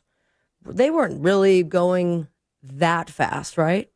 They were not like going 40? slow. They were going slow. Obviously, they're completely under the bus. That's wild. I mean, it's unbelievable. The car goes. And he did this in front of a cop, or where did this footage come from? Why is this guy filming I don't know. it? Yeah, somebody happened to have a camera out, and this is the sheriff's department who released this. I don't know why. Maybe I'll get into the story. But it captures just this moment where the vehicle went totally under the school bus, and the driver was The driver was cited for following too closely. That's it? Yeah, I think you could say that. You might be able to find a story about this, Elaine, where there's more details. But all I see is that the driver was cited for following too closely. Driver slams into school bus is what it's going to say over on See It Now. Oh. But do take a moment to look at it. I didn't expect this. What happened? Florida man smashes Jaguar into school bus, walks home, gets arrested for domestic battery. What? So, wait. Was this person hammered or they didn't say this. It says an out of control driver. TMZ picked this up. Slammed into the back of a school bus on a Florida street, shearing off his roof, somehow survived, and later gets arrested the same day for an unrelated crime. The Leith County Sheriff's Office shared the video we just watched. It looks like a pretty nasty crash. The car wedged underneath the rear of the bus. 32-year-old Jacob Novak was relatively uninjured, and no children were riding in the bus at the time, which I think... That's crazy. I wonder if the accident would have been worse if there were kids in the bus, not because of the... It didn't seem like the bus had any damage to it. Well, would the back end of the bus have been lower to the ground? It would definitely have been heavier, depending on the age of the school children, I guess. Fatties to the back. But, it said he was cited following too closely, like you said. He headed home on foot. So he didn't even go to the hospital. He just hauled ass, huh? He just left. I mean, again, go look at this on See It Now. Take just a moment of your time whenever you get a chance. Go to thenewsjunkie.com, hit See It Now so you can see the visual on this. I'm not kidding or exaggerating when I say the whole car is underneath the school bus. Convertible. Yeah, convertible underneath the school. Well, wasn't it convertible? It is now. It is now, yeah. It wasn't before. It was just a regular car cruising goods. Well, maybe it is a convertible. It's hard to tell, but that sucker is. Yeah, I think it might be a convertible. It's a convertible and drove right underneath the school bus. Dude, maybe that's what saved him. If it was a hard top, it would have been crushed, but instead it was just the cloth. There's no way this guy wasn't drunk. How did he even physically get out of the vehicle? That's the thing I'm wondering. The school bus pulled forward and wedged itself off of there. The school bus looks like it could have been lifted up a little bit, but maybe not much. I mean, we don't even see the back tire of the school bus. The Jaguar is a tiny car. How unbelievable. Check that out when you get a chance over on the website, thenewsjunkie.com. He goes home, and according to a police report, a sheriff's deputy arrived at a house and made contact with Novak and an unidentified woman. He claimed that their altercation had been purely verbal, not physical. 2 eyewitnesses told a different story. One told police they'd seen this guy pushed the woman several times up against a garage door. Damn. According to the police, Jacob had several injuries from a crash sustained earlier in the day. Man, he could have really... What a day. He could have blamed some of those injuries on her. He might have gotten a leg up on this, but he didn't. Deputies say they weren't able to determine if the injuries were caused by the female, as they didn't line up with what he alleged about their altercation. He was arrested for 1 count of battery, touch or strike, DV, and taken to jail. No DUI, huh? No. That's something else. There's no way this guy, that's one of the most annoying things about drinking and driving is that so often the person who makes the selfish, insane decision to get hammered and then drive their vehicle, so often that person is so limber and loose that when they do inevitably get into a violent accident with somebody else, the drunk person can survive crazy levels. Yeah, they're flinging their bodies around and stuff because they don't offer the resistance that breaks all of your bones. And I don't know if this guy was drunk or not, but it's just an unbelievable story. Somebody said I'm spelling or pronouncing it wrong. Hang on, let me let Eric correct me here. Hold on. News Junkies, once again, you're mispronouncing words. It's Jaguar. I'm not saying it that way. Jaguar? Jaguar? This is a word that people say differently. And don't get on me for mispronouncing words. I pronounce words correctly 99.99% of the time. And you know it, Eric. I'm going to say Jaguar. That's what I've always said. I don't know if that's right or wrong. I'll Google it, okay? Now name the different types of gum. What? Spearmint. No, spearmint. Spearmint. Dentine. Experiment. Whatever. I one word you're hung up on. I say millions. Do you know what you call Jaguar drivers? I don't know. Jaggeds. I don't think they like that. If it's true, I don't think they like it. It's less offensive if you just say Jags. I don't think that's allowed, but we'll see. Let us know what you think, and let us know how you pronounce it. Send a dispatch over at thenewsjunkie.com right now. When we come back, what a dispatch that'll be. It's going to be exciting. It's going to be big stuff. Later on in the show, we've got our round of updates and jury duty on the Guthrie case, and we'll see if there's anything exciting going on there. We've kind of hit a standstill. They don't have any big breakthroughs at the moment. We've got the NASCAR star finally responding on the Michael Jordan ass-grabbing video. He's finally addressing it, and we'll see what he says. In fact, the audio of him addressing the Michael Jordan viral clip is coming up next on the News Junkie. Real radio is. The Monsters in the Morning. You should have said, I'm gay, and then done a rap. I thought about doing that. The Monsters in the Morning. Real radio 104.1. From the Odoo.com Traffic Center. Odoo.com, the only business software you will need. There's a couple serious accidents that might be affecting your ride this afternoon. All lanes are blocked on Florida's Turnpike northbound at US 192. Traffic's using the shoulder to get by. It's stop-and-go traffic there. Hello! 676-8477. Go Mike, activated. Welcome behind the scenes.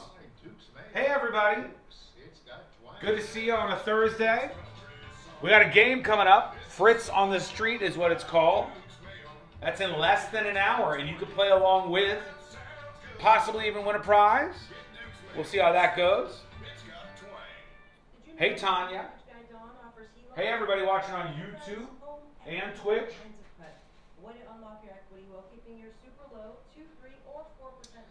Look at old Shawnee Foursquares over there putting his foot down on his grammar. Oh, it's bad to spell grammar wrong. It's bad to spell grammar wrong. It's like spelling idiot wrong. I've seen it done. Bad to spell grammar wrong. I just think it's relatively undeserved criticism for me because I have a pretty good vocabulary and I tend to know how to say things. It's kind of my job, but you know. There's a Jags YouTuber whose name is Jaggin' Off. Oof. Are those cars even, are they nice these days? Is the quality not great?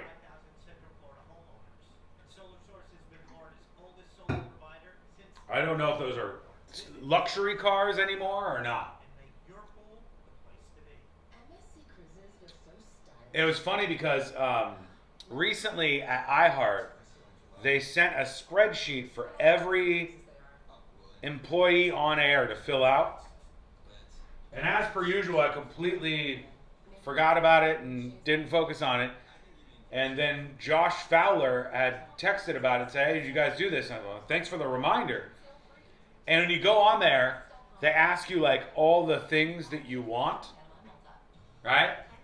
Like, you know, would you like a car sponsorship? Okay, you know, as a radio host, I would like a car sponsorship. And then they ask you what cars you would like to be sponsored by. And then everybody kind of fills in this whole thing. And it's funny to see what brands people were putting in, which ones they wouldn't do, and all of that. And I'll tell you, there were a lot of people who put in brands that I didn't even know were around anymore. Lexus. I want a Lexus. I want a Lexus. It's like, is Lexus even around anymore? You want an Acura too? Do they even make these anymore? Pick me for Fritz on the Street? Not yet. Not yet. Soon though. Hey, now I drive a Lexus, and yes, they're still around. No, but are they making new Lexuses still? Lexi. Are they making new Lexuses? They are? I want a Ford Model A. Lexus is better than your Genesis? No way. Pal, the new Genesis, the SUV in particular, is gorge. With a capital G. It's absolutely gorge. Arnott says another angle of that crash showed the driver's side wasn't under the bus. Maybe that's how he snuck out of the wreckage. The Genesis SUV is sexy. It is. It's slick. Might get one. When we pay off Courtney's Mercedes, I might. I mean, I don't know why. I've probably put on my Genesis. I've probably put 10 miles in the last year. We take Courtney's car. But I wouldn't mind, having one of the new SUVs. Slick. Alan says I'd rather have a classic car.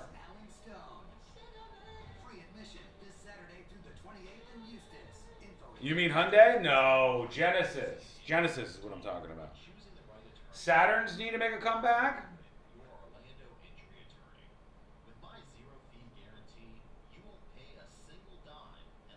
I didn't know they still made them. I'm sorry. Okay, we're coming back. I have an update on the Stephen Colbert drama. We'll see what's going on with that. We've got so much more to get into. We're just barely getting started. After this segment, we have, of course, the next episode, and then Fritz on the street.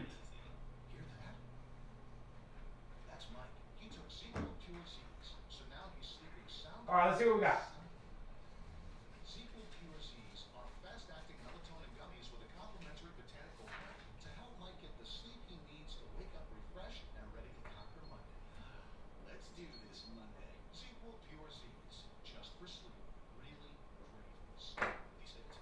Okay, here we go. Let's do this Monday. ZzzQuil Pure Z's, just for sleep.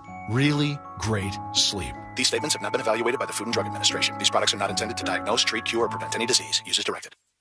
My name is Whitney Allen, and I'm a widow. My husband, Ryan, died. We never thought we'd ever have to use life insurance, but the unexpected happened. With Ethos, signing up was fast and 100% online. You can get a quote in seconds, apply in minutes, and get same-day coverage. No medical exams, and you can get up to $3 million worth of coverage. I'm grateful we were prepared. Get your free quote at ethos.com/term. That's ethos.com/term. Paid spokesperson. Time spent on application may vary. Online health questions required. This month, iHeartRadio is celebrating the stars of the 2026 Winter Games. Fairfield, Connecticut's Kristen Santos Griswold is the fearless leader of the U.S. short track team. After a heartbreak in Beijing, she stormed back to become the #1 ranked skater in the world, collecting World Cup medals with aggressive passing and smart strategy. In a sport where chaos is guaranteed, Santos Griswold brings consistency and elite speed. She arrives in Italy seeking redemption and the Olympic hardware she's worked a lifetime to earn. For more Winter Games gold, search Olympics on the iHeartRadio app. Trajan Wealth, your trusted local fiduciary advisor. Visit TrajanWealth.com.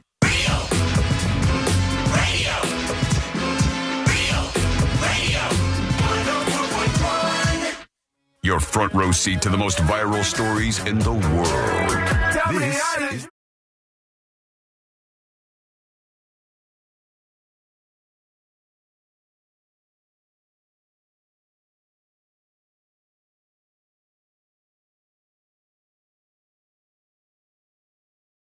Most viral newsroom, and it's good to have you inside. Let's have some fun. Quit listening to the same 3 songs over and over and over again on rotation. It's driving you crazy. Why not have some fun with us?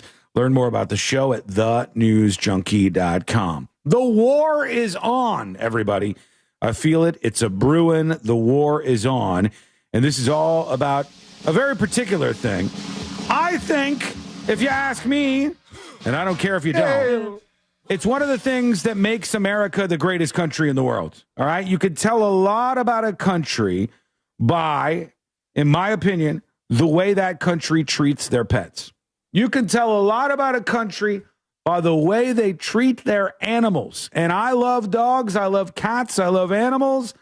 I want people to treat them well. Some of these other countries, for God's sake, they'll eat them. They're eating the dogs. And some of these other countries, they're not treating the dogs like they do in the United States of America. And New York City is going to war on the dogs. It's happening. It is happening. And there's a couple of reasons why.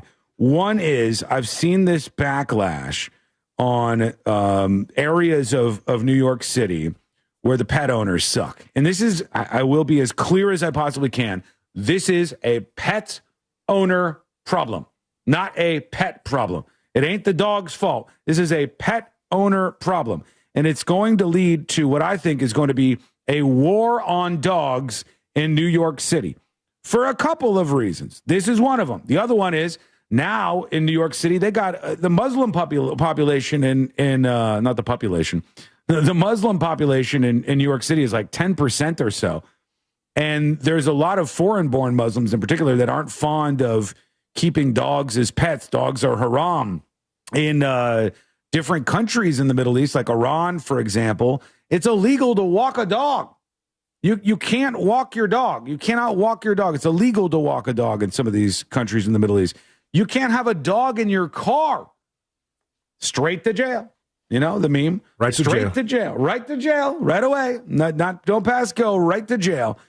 They don't like this, and there has been some pushback on that front. But I think this will be a bigger problem. And this is in New York City, where, brace yourself if you're on the stream.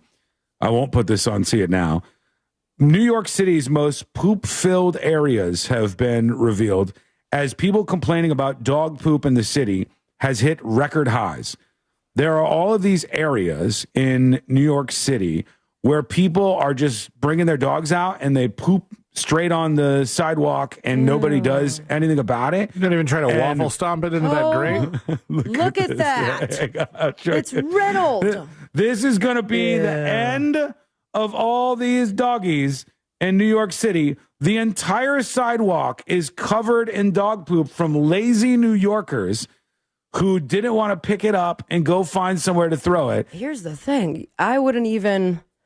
How do you manage after all that poop to still walk your dog, have them poop, and not step on poop yourself? Yeah, it's like hopscotch. Yeah. You're like, to get through this patch of sidewalk, for those of you listening, it would be nearly impossible. There's that much dog poop that these animals have left behind, and it's making people upset. If obviously. I had a 90s radio show in New York, 90s morning show, I would put a bunch of listeners on one side of that sidewalk and $1,000 at the other side of the sidewalk. That's a good one. And you have to run through that without getting any poop on your shoe to win the money. Barefoot. I mean, it would be very difficult to do.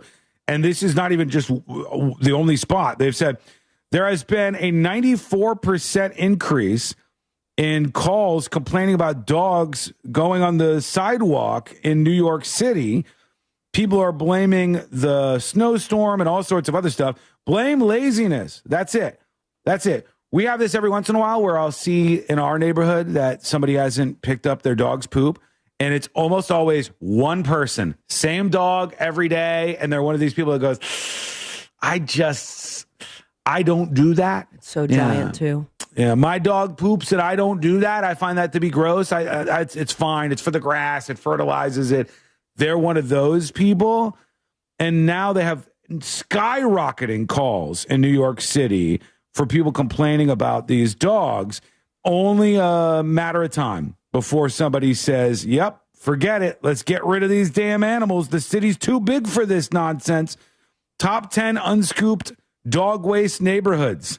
They have an interactive map that you can go over. Yeah, I like a good interactive map. Zoom in and you find the places. It's like San Francisco where they had the poop map, but it's all dogs in New York City.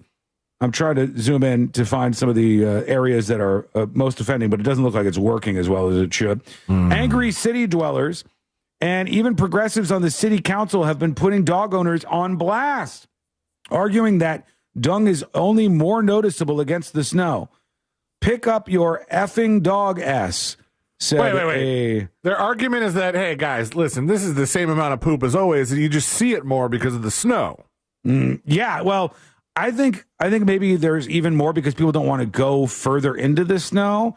I can't play this, but this is one of the council members saying pick up your effing dog ass. And he made a video of this. It's like, this is how tragic things have gotten. We're a hop, skip, and a jump away, and a dump away from this getting to be something worse. I'm pretty sure also if your dog poops in the snow, isn't that worse, like a worse situation to come up on, because the cold snow kind of refrigerates the poo and keeps it fresh, rather than having it like it on a hot day it dries out and eventually stops smelling? I don't know. I think of it steaming on a hot day, and that does seem worse to me. But it stops steaming eventually.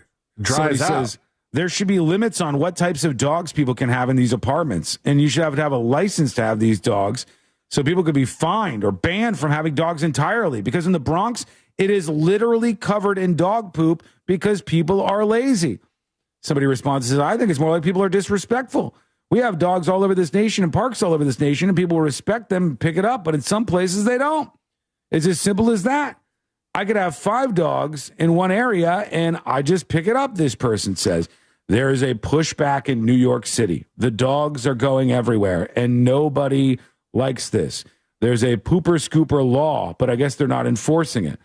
They have a pooper scooper law where you get fined up to $250 for not picking this stuff up. But just like everything else in New York City, they're really not holding anybody accountable for these crimes, these great crimes, these huge, huge crimes.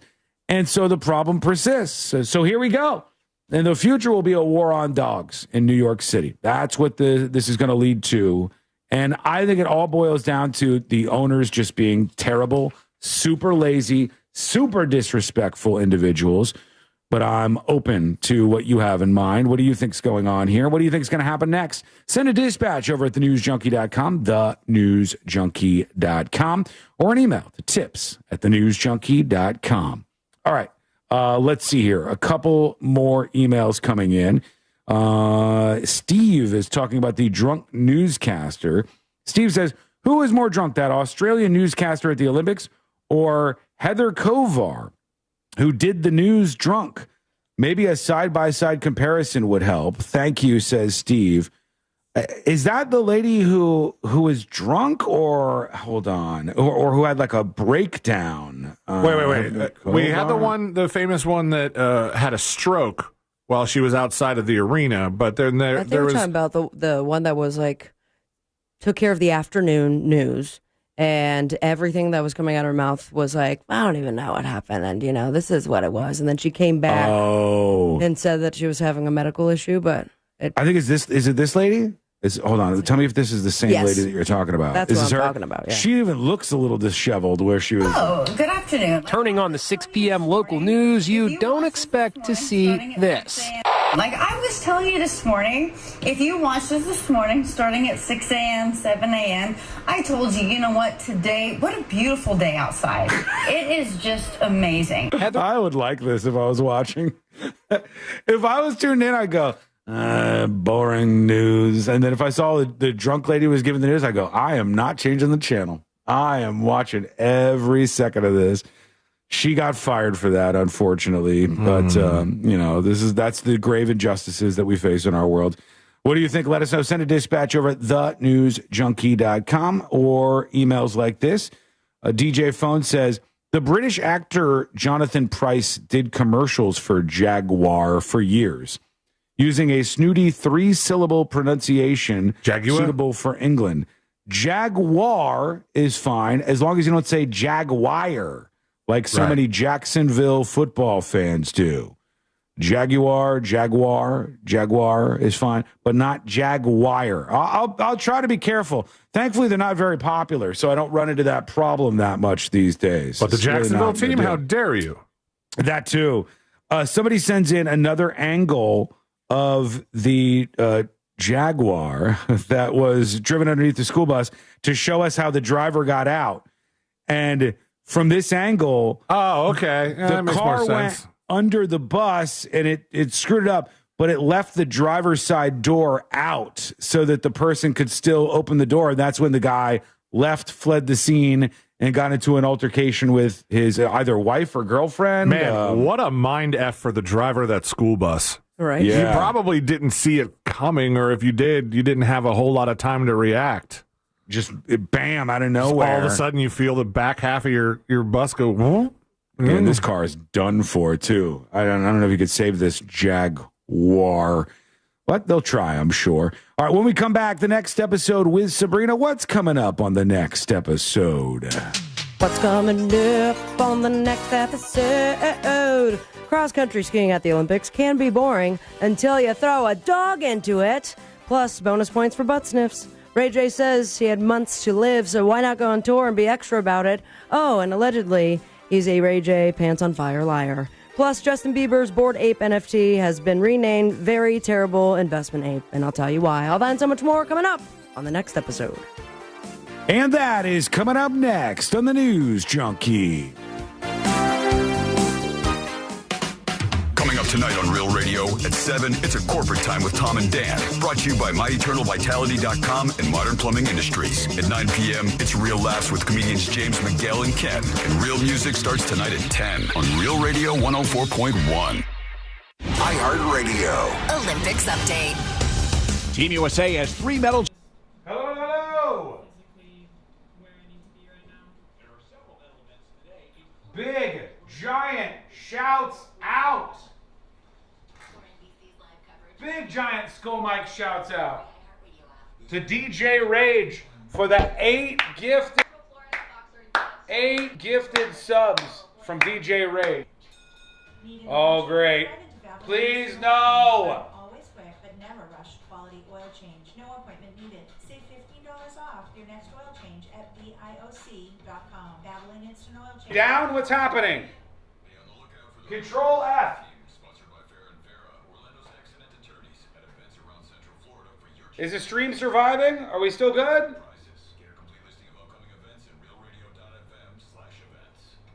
The word he says wrong is mullet? No, I don't think I say that one wrong. Lagging? Guys, I'm going to have to ask you, do tell me when there are issues with the stream, but do try to be patient. All right, the thing that triggers me more than anything is this end of world stuff where people are like, well, this stream has sputtered 3 times. Like, I know it's annoying. Stream was glitching and delayed, but it's fine now. Good. Went down for 40 seconds, reload page fixed. Good. I hope it's up. Sorry, sorry if you have any issues. Tell me about them, but try to be patient. We'll get them fixed. It lagged hard. Did you guys get my DJ Rage shout out? I'll do that again. I need to, I guess. I'm waiting for this because this man deserves some attention.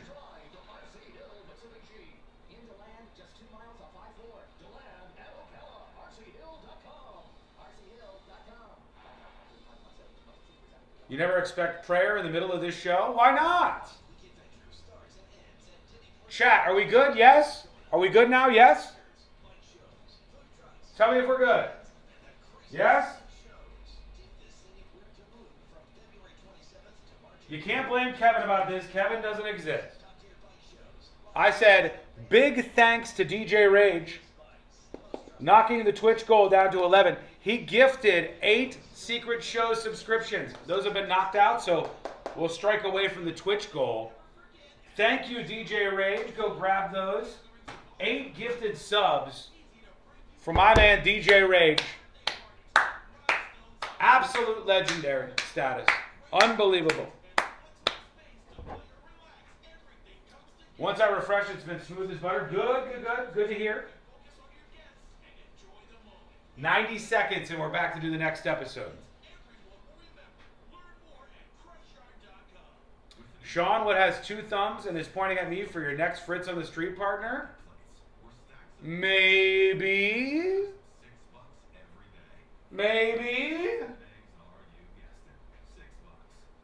Again, thank you to DJ Rage for the 8 gifted subs. Go gobble those up. And if you're new to being a Secret Show subscriber, thanks to DJ Rage, tonight you can watch live at 8 p.m. live and uncensored Secret Shows from this studio, or they're always released on Friday at 5 p.m. if you want to just watch on demand. It's a fun time. Thank you, DJ Rage. The Ragester. Rage Arena. Boom! What's this? Well, I missed it. What was that? What was that alert? Do you own a small business? You need to hear this. A seismic shift is coming. It's time to get super sure. Not kind of sure, not pretty sure. Sure, but super sure. Hey, it's me, Sean. 10 gifted subs. Yes! Let's go. Hey, it's me, Sean. 10 gifted subs on Twitch. Nice.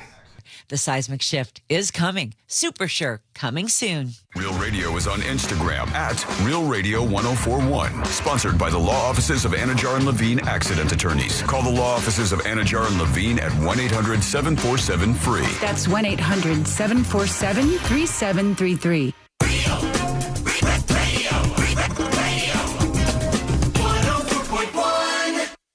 On a constant quest to stay calm, like that bear in the hammock. This is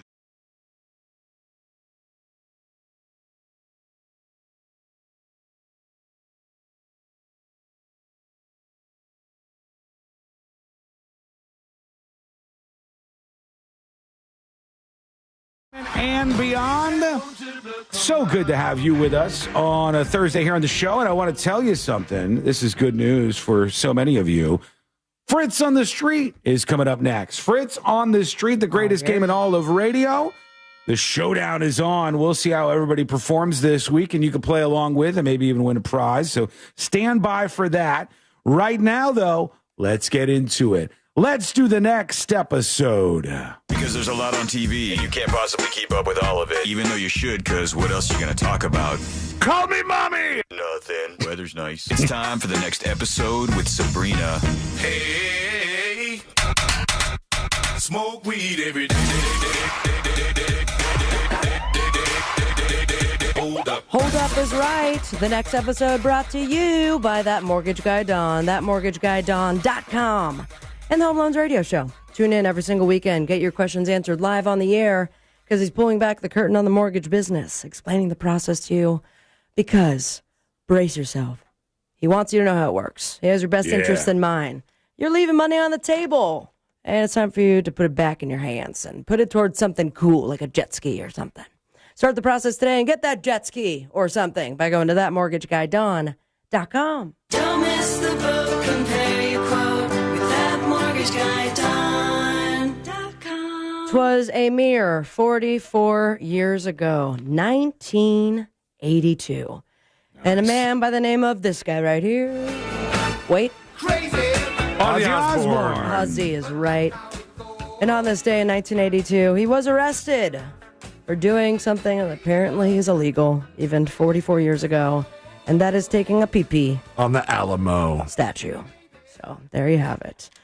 And may he rest in peace and be peeing up in heaven or something. Thank you. You pee in heaven? I don't think you need to. Yeah, you don't have to do any of that stuff. Those are limitations of just our earthly beings. Right. Maybe if you drink too much heaven water, then you have a little heaven pee. That's made of angel tears or something.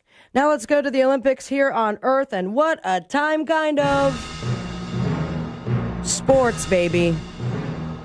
The last drama we spoke of was, well, that lady got drunk. She was having a good time. She probably partied a little too hard. Canada doing some cursing and some cheating with one finger. I shouldn't have had a drink. And dinner. Like you had more than one. And high altitude and all the things. Yeah, she blamed altitude. She blamed everything she could for being drunk on the Olympics coverage. But there's some fun to it. And I think also the curling drama was fun. Now, you don't all the time say fun when it comes to the cross skiing, the cross country skiing to be exact. Right. Until you involve a doggy.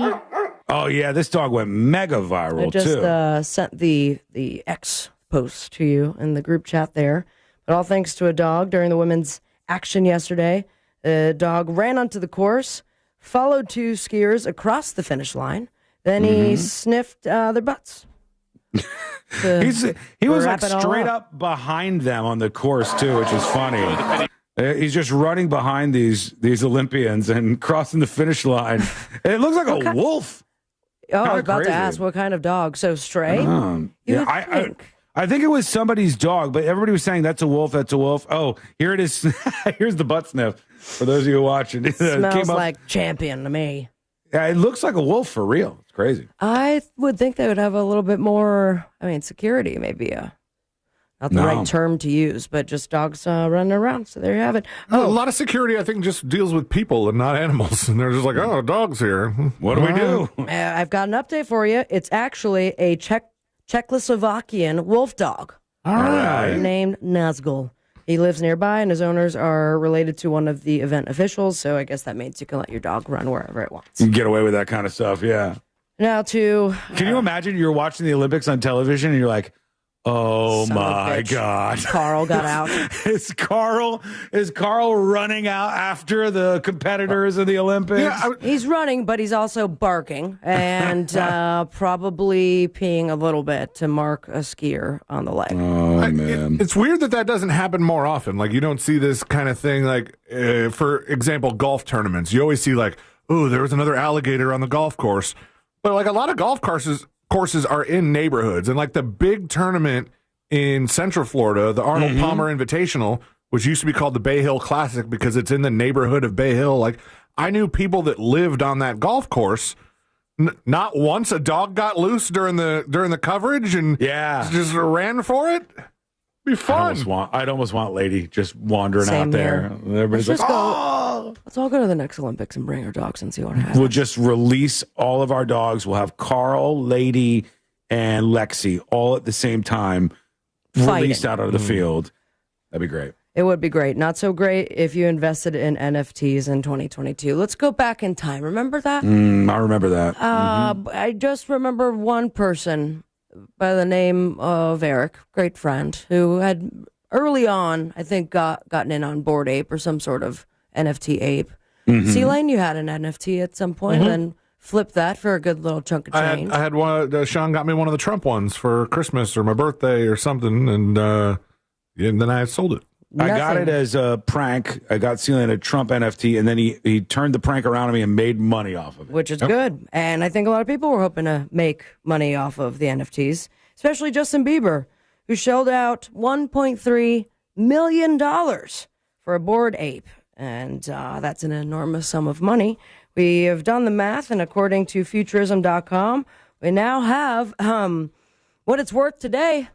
Would you like to take a guess? Sure, yeah. 10 cents. No, it has to. 1.3 million. Remember, 2020. That was the original price, 1.3 million. Very now, bad investment.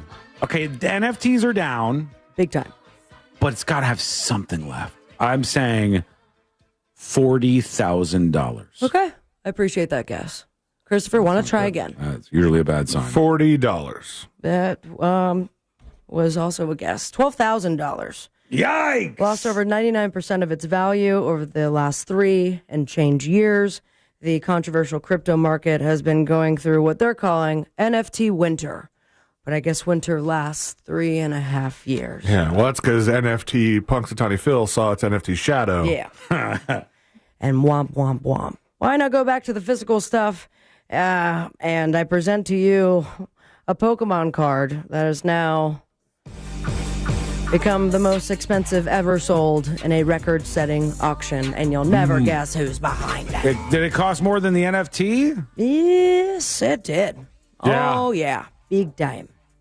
Now, it was Logan Paul who had the rare Pokemon card. I've been seeing stories about it. I think there was like a porn star, OnlyFans star, who was like, I want to buy it from you. This is what I'd offer.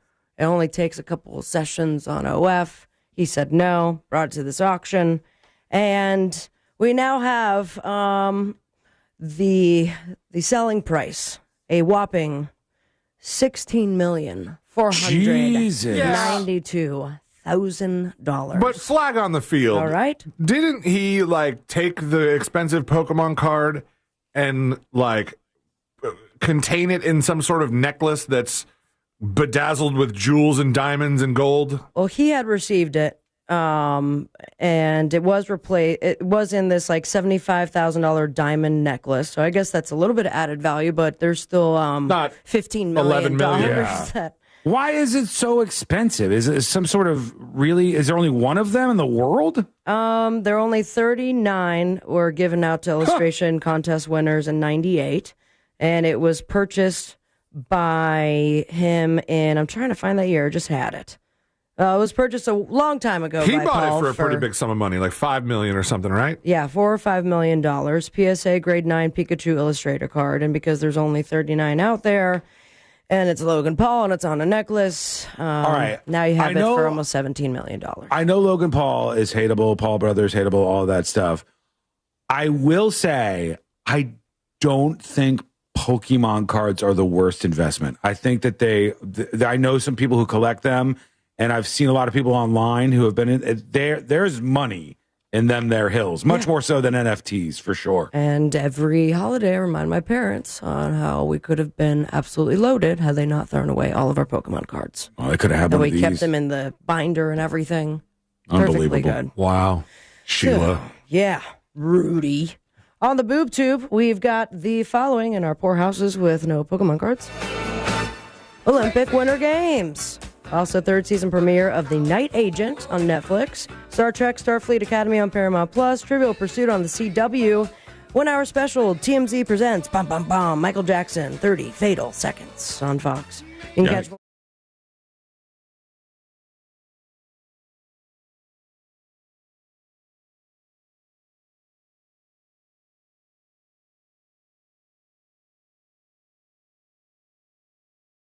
And man, Pokemon cards could have been. We could have had these years ago. It could have been our Bitcoin.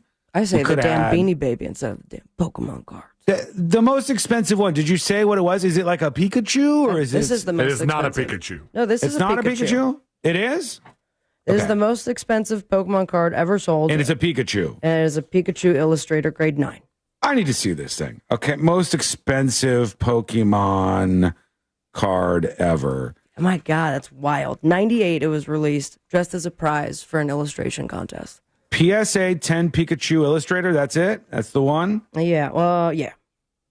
It said 9 here. I don't know if there might be one in the world that's a perfect 10, but it wasn't that one that was sold.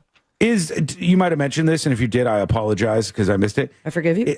Is that actually? It looks like I'm answering my own question. That's the most expensive card, period. In the world. Like even compared to a baseball card. Yeah, because I brought up, there's a Wikipedia entry, as there often is, list of most expensive cards from collectible card games. Number 1 is that exact Pikachu Illustrator card that you're talking about. Number 2 is another Pikachu. No, that was when Logan Paul bought it. Pika Pika. Oh, is it? That was the purchase? These are both the same card. It's just the sale. Logan Paul selling it was the highest one. Logan Paul buying it was the second highest one. And AJ Scaramucci purchasing it for $16.4 million. And then the third is a Black Lotus card from Magic the Gathering that's worth $3 million. That's a big difference. From Where's Pikachu. or these are just the games. So their baseball cards is not on this list. It says most expensive card from collectible card games. So I guess there has to be a game of some sort. Is Lord of the Rings, the One Ring card, $2 million. Then more of these Pikachu illustrators. Like the Black Lotus Magic the Gathering card and the Pikachu Illustrator are almost all of the top most expensive cards from these games in the world. Is the Bored Ape NFT printout on there by any chance? Hold on. Keep scrolling. No, it's not. No. There you No, it's not, unfortunately, at all. What about baseball cards? Is there a baseball card that's more expensive than $16 million? Like Honus Wagner or any old ones? I'm getting word from our baseball expert here. Ever sold 1952, Topps Mickey Mantle, 9.5 Mint Plus, $12.6 million sold in August of 2022. Wow, that's really significant, obviously. It's still crazy that a Pokemon card is worth more, but there we are. All right, when we come back, Fritz on the street. The greatest game in all of radio. Now is the time when you try to get our attention. And we're going to pick somebody. Each of us will pick somebody to represent in Fritz on the Street. If we win, you win. And you get yourself a prize, a very rare magnet from Game of Magnets. Fritz on the Street is coming up next on the News Junkie. Get ready for high-flying action unlike anything else on the Supercross circuit. Daytona Supercross returns to the World Center of Racing February 28th. Get your tickets now at DaytonaInternationalSpeedway.com or call 1-800-PIT-SHOP. From the Clausman Law Traffic Center, car crash, call Clausman Law. ClausmanLaw.com. Looks like eastbound and westbound lanes have been reopened. On the Turnpike North. Hello, folks. Your US 192. School bike activated. Still off to the shoulder, though. Quick note for you. Last time we had this issue with the streaming drops, I made a change, and the change seemed to remedy it for a couple of weeks. After today's stream, I will make that change again. All right? I will make that change again. Thanks again for the gifted subs over on Twitch. That was 10, right? Was that 10? Which will bring us down to just 1. Hang on. Gotta check. Gotta confirm. Stream manager.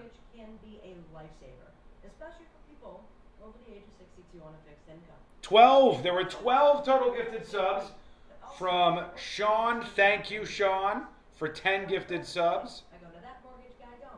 Hang tight. And I'll pick somebody for Fritz on the Street here in just a moment. If you want to buy or sell your home quickly, call Nick Lee. Download a free home buyer's guide at thenickleegroup.com. Uh-oh. Something for everyone at Busch Gardens Tampa Bay. Come face to face with more than 800 animals. Discover new lions and see hyenas like never before at our largest, most immersive animal habitat expansion, Lion and Hyena Ridge, opening this spring. Then feel the rush on 8 thrilling coasters and let the good times roll at Mardi Gras with bold flavors, live music, parades, and beats for all. Busch Gardens, where wonder meets wild fun. Buy a Busch Gardens fun card, get Adventure Island free. Hang on. Are you guys crashing? Hurry, offer ends soon. Taxes, service fees, block updates, and others. No, you're good. Okay. Because Twitch is saying offline and I cannot see.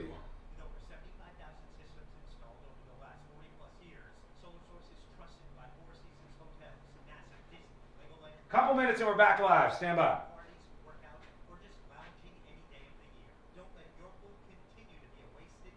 What the hell? Where do you go to get the subs? Well, for Secret Show subs, when somebody gifts Secret Show subs, go to thenewsjunkie.com. You'll see a message right on top of the website, and you can click it. And if you're logged in, it's as simple as just hitting claim. That's it. So easy.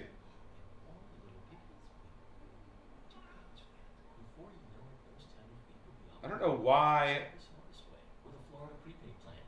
my phone is being very difficult. Stand by. Tim. Hey, Fritz, how are you, buddy?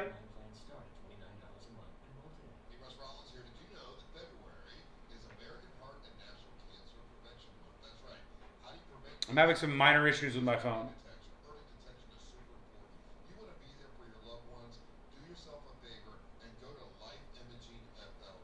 Uh-oh.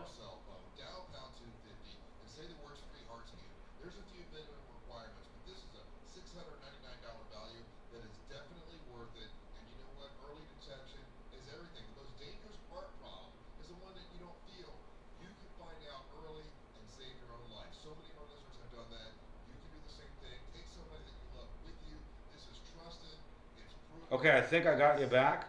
Just go to Life Imaging FLA. Also ask about the cancer screening. Super important as well.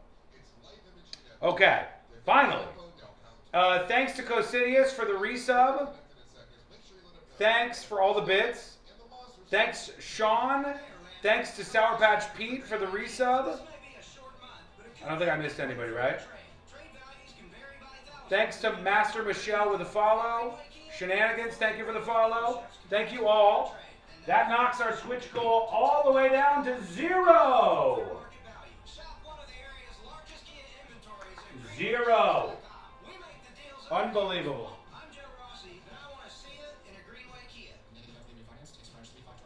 Join Galen College of Nursing at our Orlando open house on February 28th. Okay. To meet with advisors, faculty, and current students like me. From day one, Galen has felt like home. There's just so much guidance and so Why is my phone? Okay, there we go. Finally. My phone has been just weirding out. Are you guys with me? Are you there? All right. YouTube, we got 10 subs left, and then we hit the goal, and we unlock the bonus stream. We'll talk about when we're going to do that. At Mayo Clinic in Florida, We got 90 seconds until we're back. our experts are leading the way with innovative Sean, pick me and you'll win? Huh. that can repair diseased Who did I see earlier? Did I promise anybody? people with chronic medical Tony says pick me to celebrate. possible at Mayo Clinic. Because every day we're doing what's I'm going to go with DJ Rage for the gifted subs. DJ Rage is who I'm going to represent. I'm Glenn Levine. I'm Ellie Anajar. Together, we're Anajar and Levine. If you've been hurt in a car crash, we'll fight to get you the maximum compensation you deserve. DJ Rage on Twitch. That's who I'm fighting for today. And Rage, I'm going to lock this in. Lowest price anywhere. Go to Wassie's. Here we go. They'll deliver. Mr. Predicto. Will I win Fritz on the street today?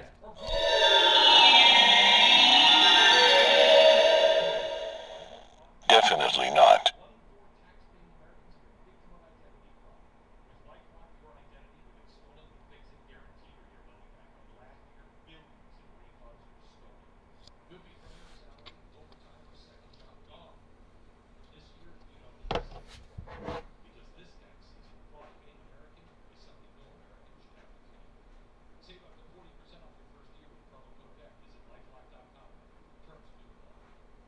For all your plumbing needs, go to modernpi.com.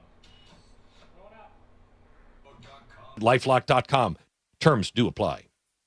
For all your plumbing needs, go to modernpi.com.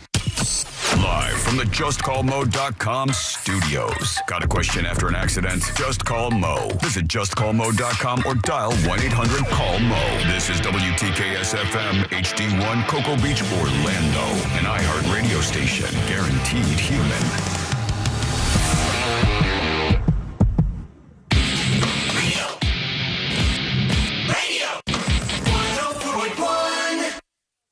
You're listening to the News Junkie, Sean Wasson.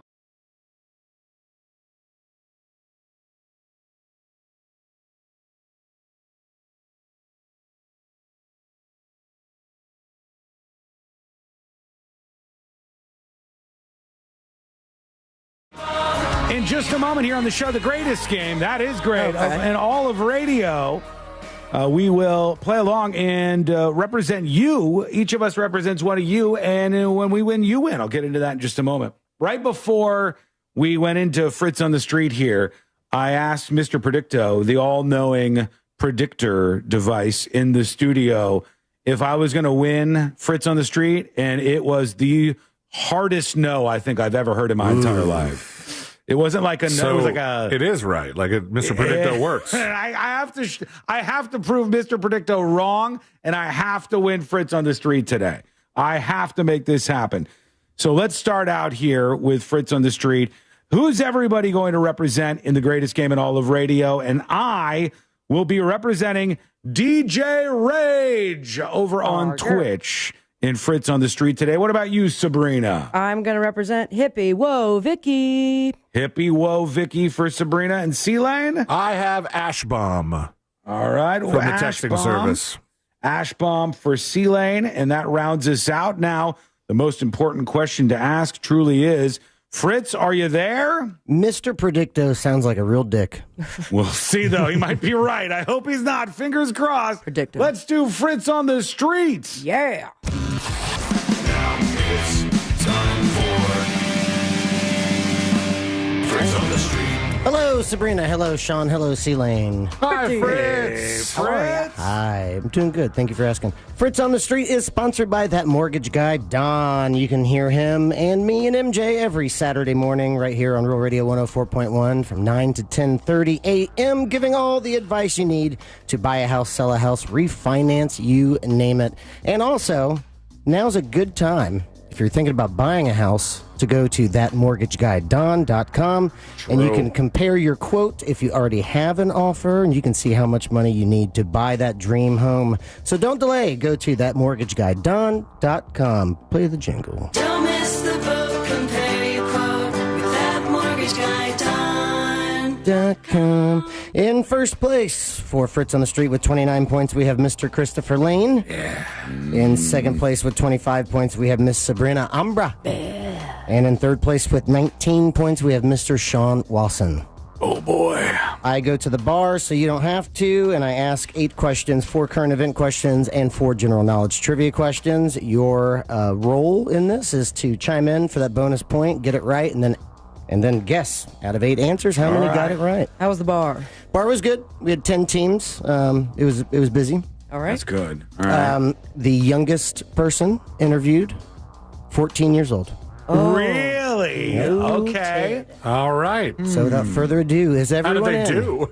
Well, you'll be the judge of that. Okay. If everyone is ready, question number 1. On Tuesday, which civil rights activist passed Sabrina. The Reverend Jesse Jackson. That is correct. Full question. On Tuesday, which civil rights activist passed away at the age of 84? C-Lane, you got that right. Out of 8 answers, how many do you think said Jesse Jackson? I'm going to go with 8. 8. Oh, man. 7. 7 for Sabrina.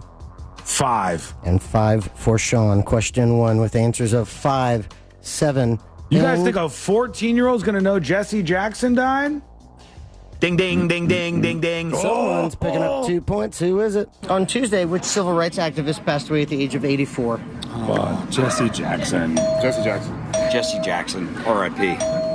It was Jesse Jackson, I think. W.E.B. Du Bois. Jesse Jackson. Jesse Jackson. Jesse Jackson.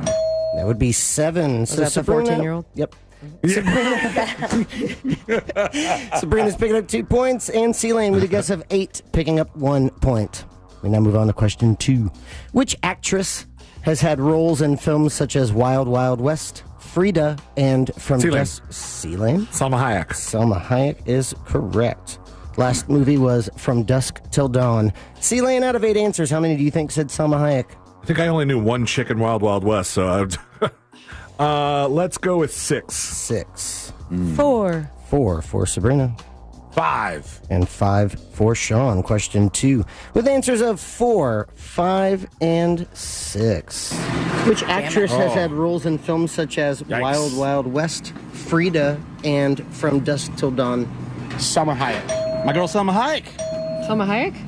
Salma Hayek. That lady, Salma Hayek. Salma Hayek. Selma Hayek. Selena Gomez. That would be 7. So C-Lane with your guess of 6, picking up 1 point. You're going to be a star, kid.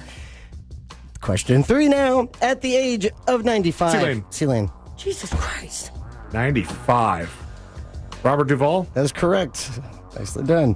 At the age of 95, which American actor, filmmaker, and producer passed away on Sunday? C-Lane, out of 8 answers, how many do you think said Bobby Duvall? Let's go 6 again. 6.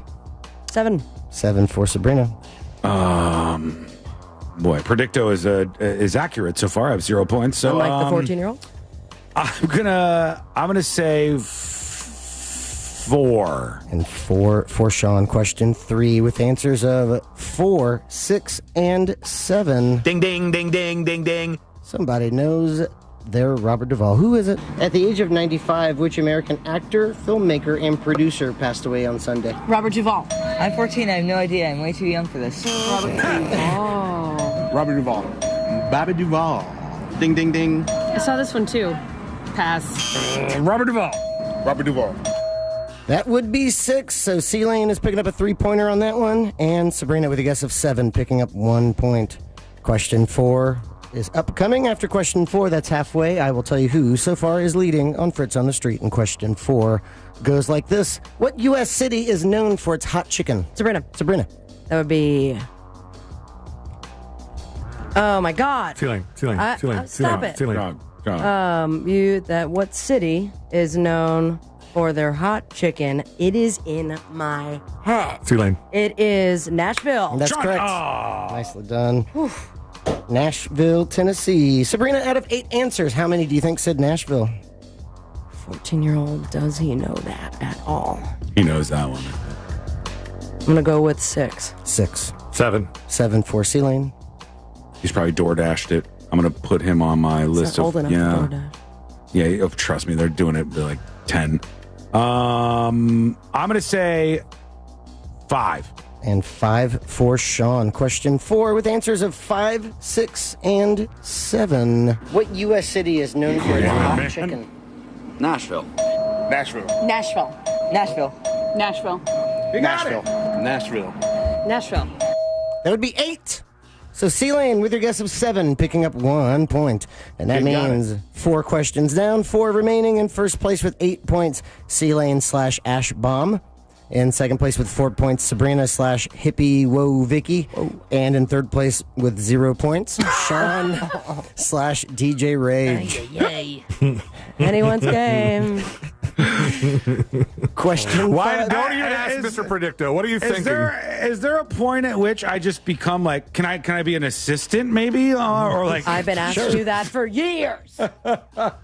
Can I just like, I'll hit the dinger sound effect when we hit it directly on?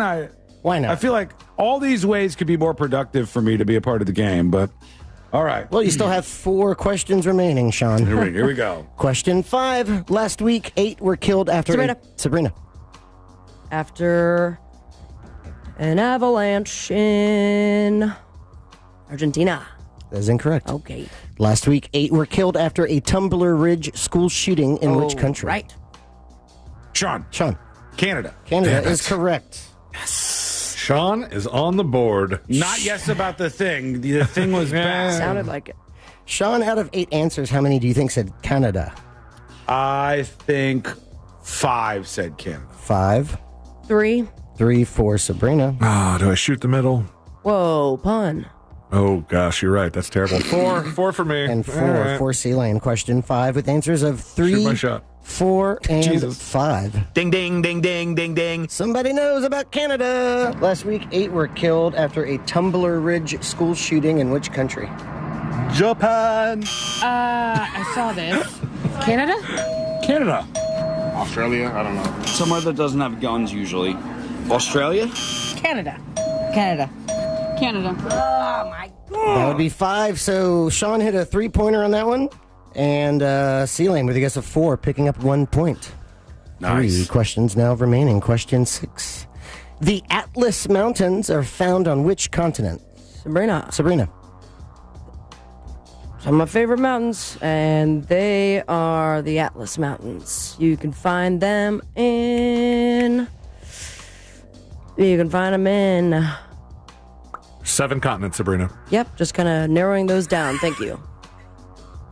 I'm going to go with Australia.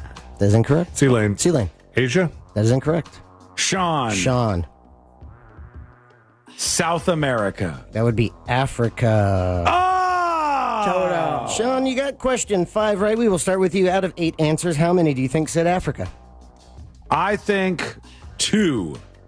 3. 3 for C-Lane. The 14-year-old definitely knows it.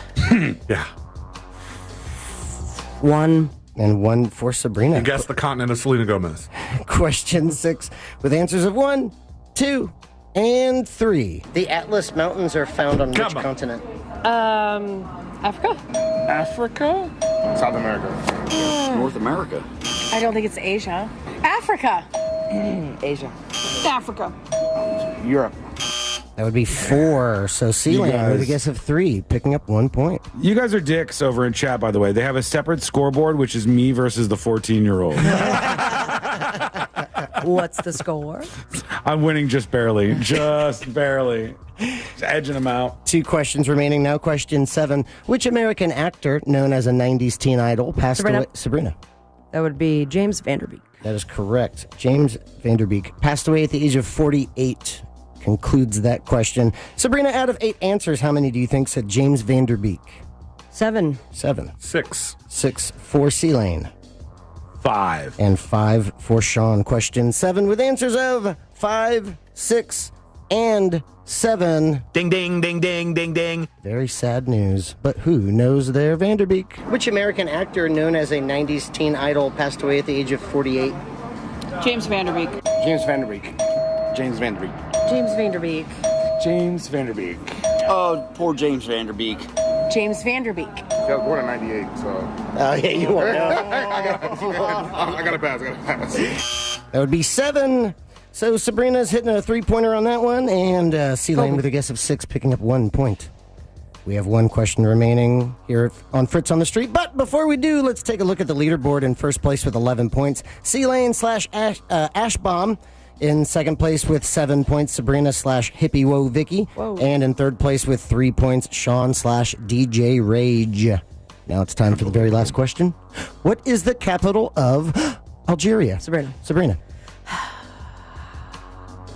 Come on, Algeria. That would be, it would be Algeria City. That is technically correct. Sean. You heard him here, folks. Isn't it Algiers? It's Algiers. Algeria City is not Algiers. I'm going to give it to you, Sean. He didn't say Algiers. Algiers is now. like Algeria City, but yeah. Okay, yeah. So who's it going to? It's going to Sean. Fun little tease. It's going to Sean. Sean, out of 8 answers, how many do you think said Algiers? I think Get out of my studio. 3. Calm down, Indiana State. 3 for Sean. 2. 2 for C-Lane. 1. And 1 for Sabrina. Question 8 with answers of 1, 2, and 3. What is the capital of Algeria? Algiers. Oh! Frodo. Algiers City? Algiers? Algiers. Algiers. Oh, I know. Pass. Niger. I don't know. I have no idea. That would be 4. So Sean with a guess of 3, picking up 1 point to wrap up the game. And that means winning on the day with 11 points, C-Lane / Ash Bomb. Yeah! Congratulations. In second place with 7 points, Sabrina / Hippie Woe Vicky. Okay. And in third place with 4 points, Sean / DJ Rage. That means in first place. And still leading with 40 points, Christopher Lane. In second place with 32 points, Sabrina Ambra. And in third place with 24 points, Sean Wasson. And that is Fritz on the Street. Thank you, Thanks, Fritzy. Mr. Predicto is right again. It was just bit of a blowout. Blowout here. Blowout. Bit of a bloat out. Went and got his hair blowed out. Yeah, well, you can say it any way you want. It still was a failure, but it was a fun time. So thanks to all involved, and the winner should email me, tips@thenewsjunkie.com, tips@thenewsjunkie.com. We'll get you all set up with a great prize just like that. All right. Thank you, Fritz. We love you. We appreciate you. We'll see you next time here. Happy early anniversary to you. Thank you. And your lovely that. wife. Early anniversary. Too. And by the way, don't forget, you can go play Fritz on the Street if you want to. If you want to play live on Wednesday nights? Tuesday nights when Fritz does trivia at Cavo's at the moment. Cavo's. Go over there and see Fritz to play trivia in person. And best a 14-year-old every now and then, just like that. All right, quick break. When we come back, we'll get into your feedback, your responses so far. As I said earlier, there's a little bit of an update on a couple of the stories we've been following. The Colbert story, there's an update on that. Are we going to war with Iran? What's happening, baby? All our Guthrie stories, those will be updated in jury duty. It's all coming up next on the News Junkie. Real Radio is the Jim Colbert Show. He is always on TikTok. It is. Listen, I have shunned most of all of my other social. I am a TikTok guy. The Jim Colbert Show. Weekdays at 3 on Real Radio 104.1. That accident off to the shoulder has been cleared up on Florida's turn. Hello. Let's go, Mike, activated. Some familiar delays starting to pile up this Two things. Number one, Mr. Predicto is always right. Almost. Always right. DJ Rage, second thing is, I humbly apologize for my performance once again. I can give you all the excuses in the world, but none of them do anything. Excuses are useless. I don't want to give you a bunch of excuses like, hey, there's something wrong with my brain where I respectfully want Fritz to finish the question. Sure, I could say that. Sure, I could say, I respectfully want Fritz to be able to finish the question. It seems rude to intervene, and I forget that that's part of the game. But that doesn't matter. That doesn't matter.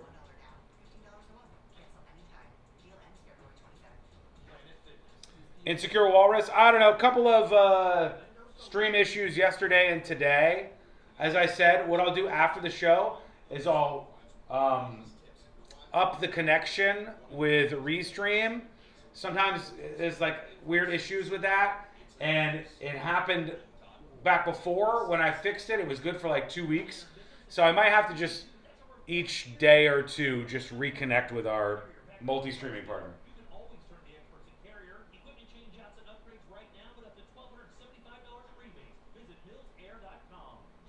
Sorry for its string or for the skipping.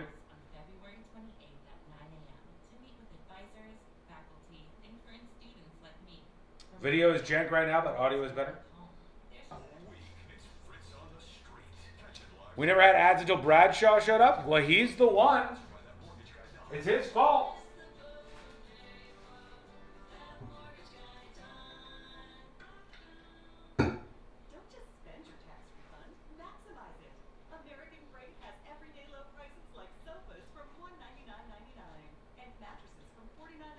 DJ Rage will never gift subs again? Probably not.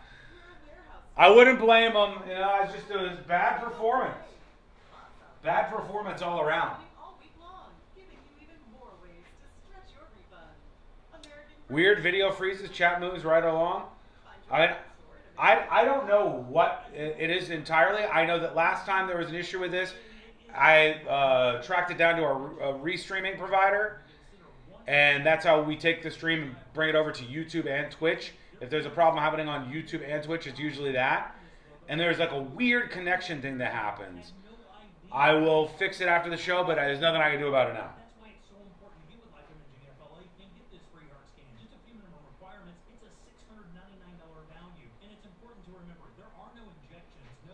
It's probably out of his control, so we should rage at him to fix it. True.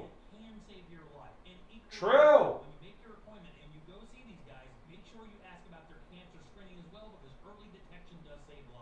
Is iHeart sabotaging Sean? Probably.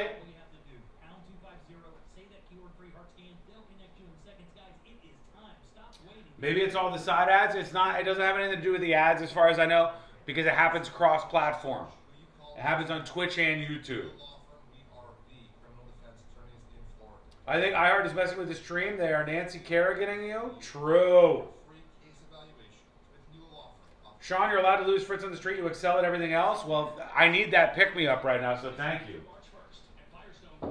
90 seconds and we're back live. We good now? We good? Everybody got a refresh on? We good?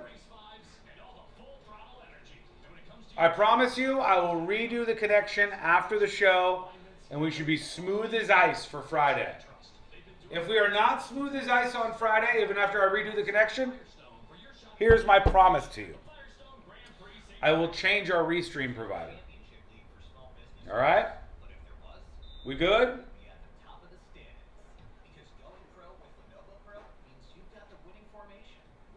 That's the best I can do. I will redo the connection so that tomorrow should be icy smooth, as they say. Not much we can do besides get through the rest of the show right now, and hopefully we don't have too many issues. And then tomorrow, if even though my connection is redone, we still have a problem, I'll switch to another multi-streamer on Monday. Okay?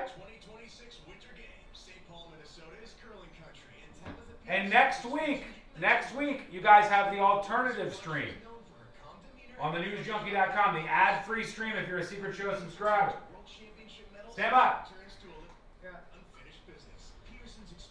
She's known for her calm demeanor and clutch shot making under extreme pressure.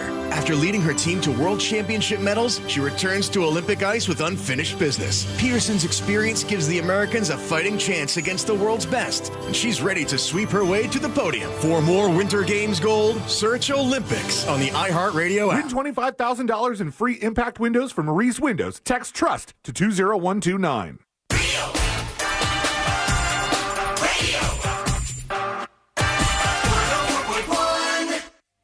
Hear it here first. Then everyone else will catch up in a week or two or 4.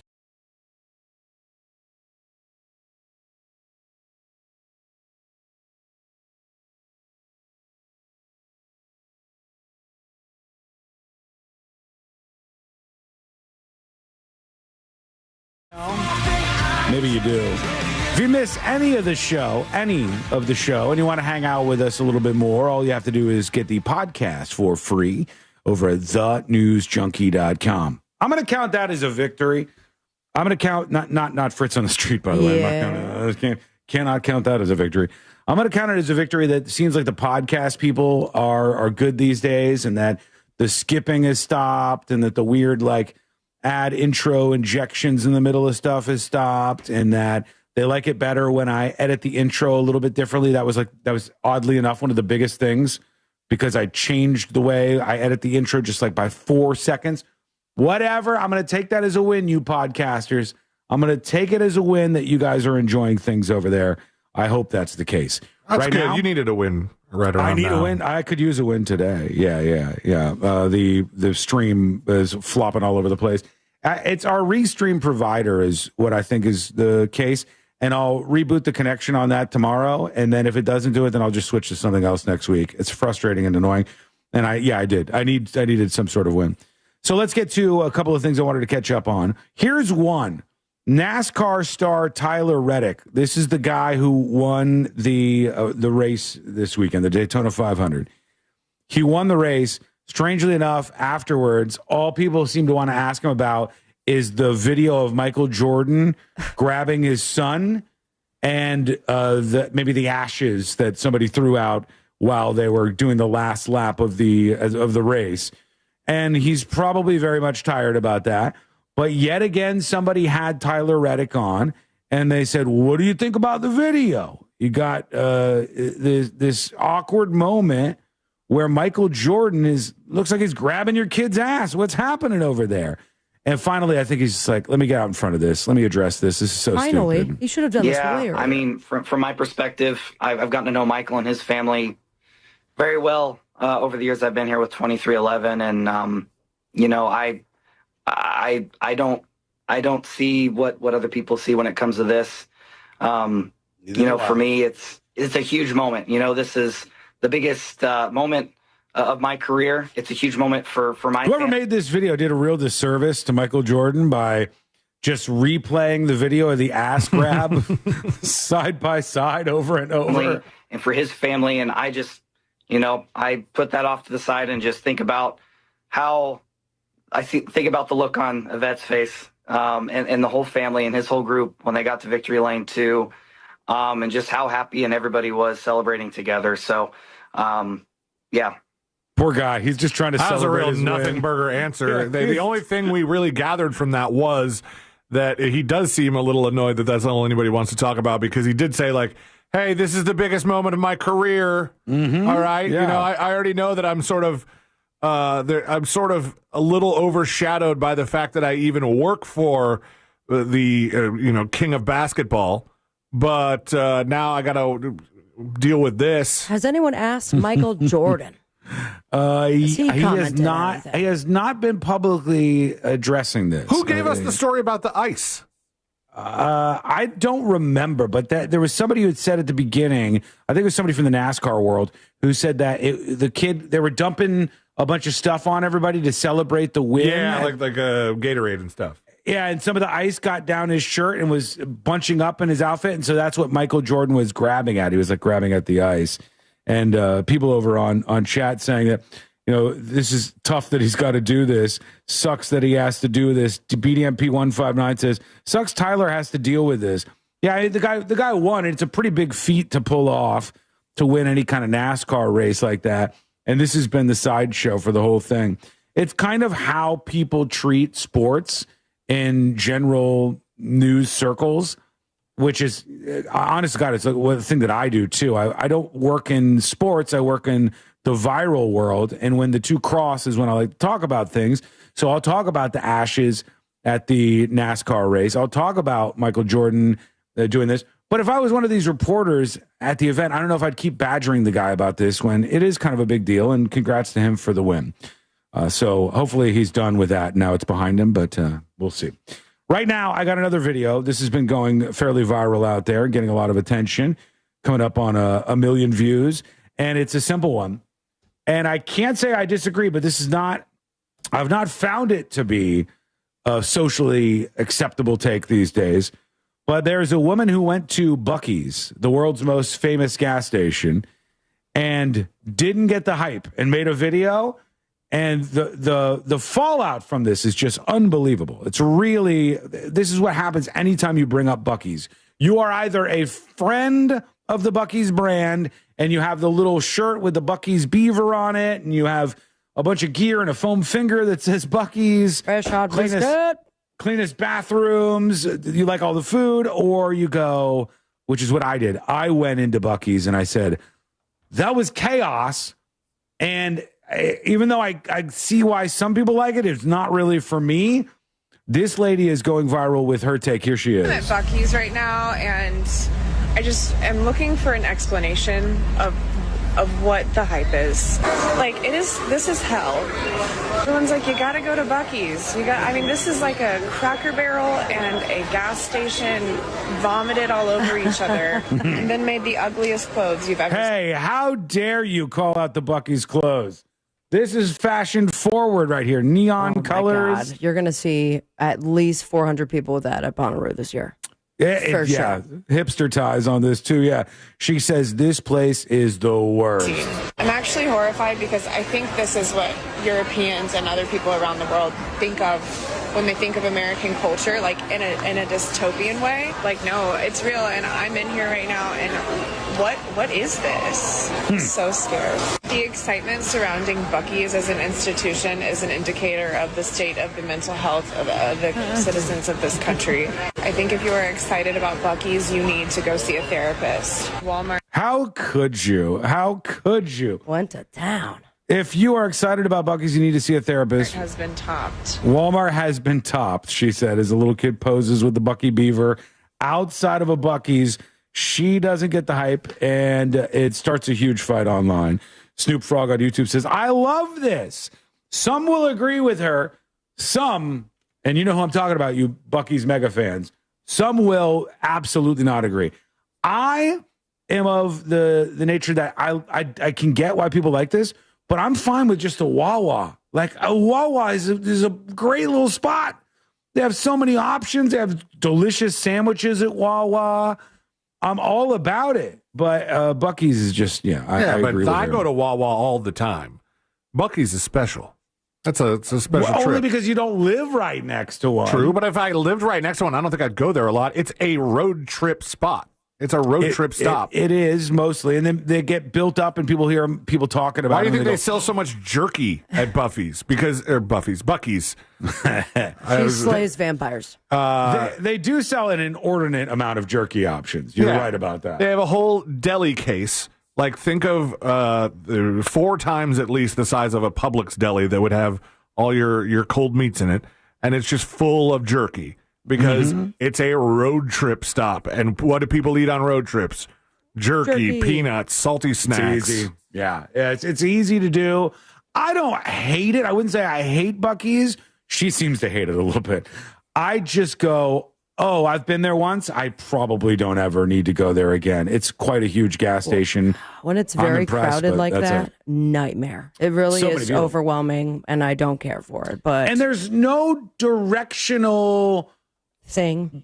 Like, nobody keeps you going in the right direction in a Buc-ee's. It's there used to be this game, Sandbox. No, there used to be this game called what was the game where you shot the little pellets at each other? Crossfire. There used to be a game called Crossfire, and you had this little board game. And Crossfire. Bring up the theme song for that. That's a throwback, man. The Crossfire game, everybody had their own little section of the board, and you would load up these little marble, like these metal steel balls. Is this it? The ultimate challenge. Oh, they're like coming in on hoverboards? Yeah. Future game.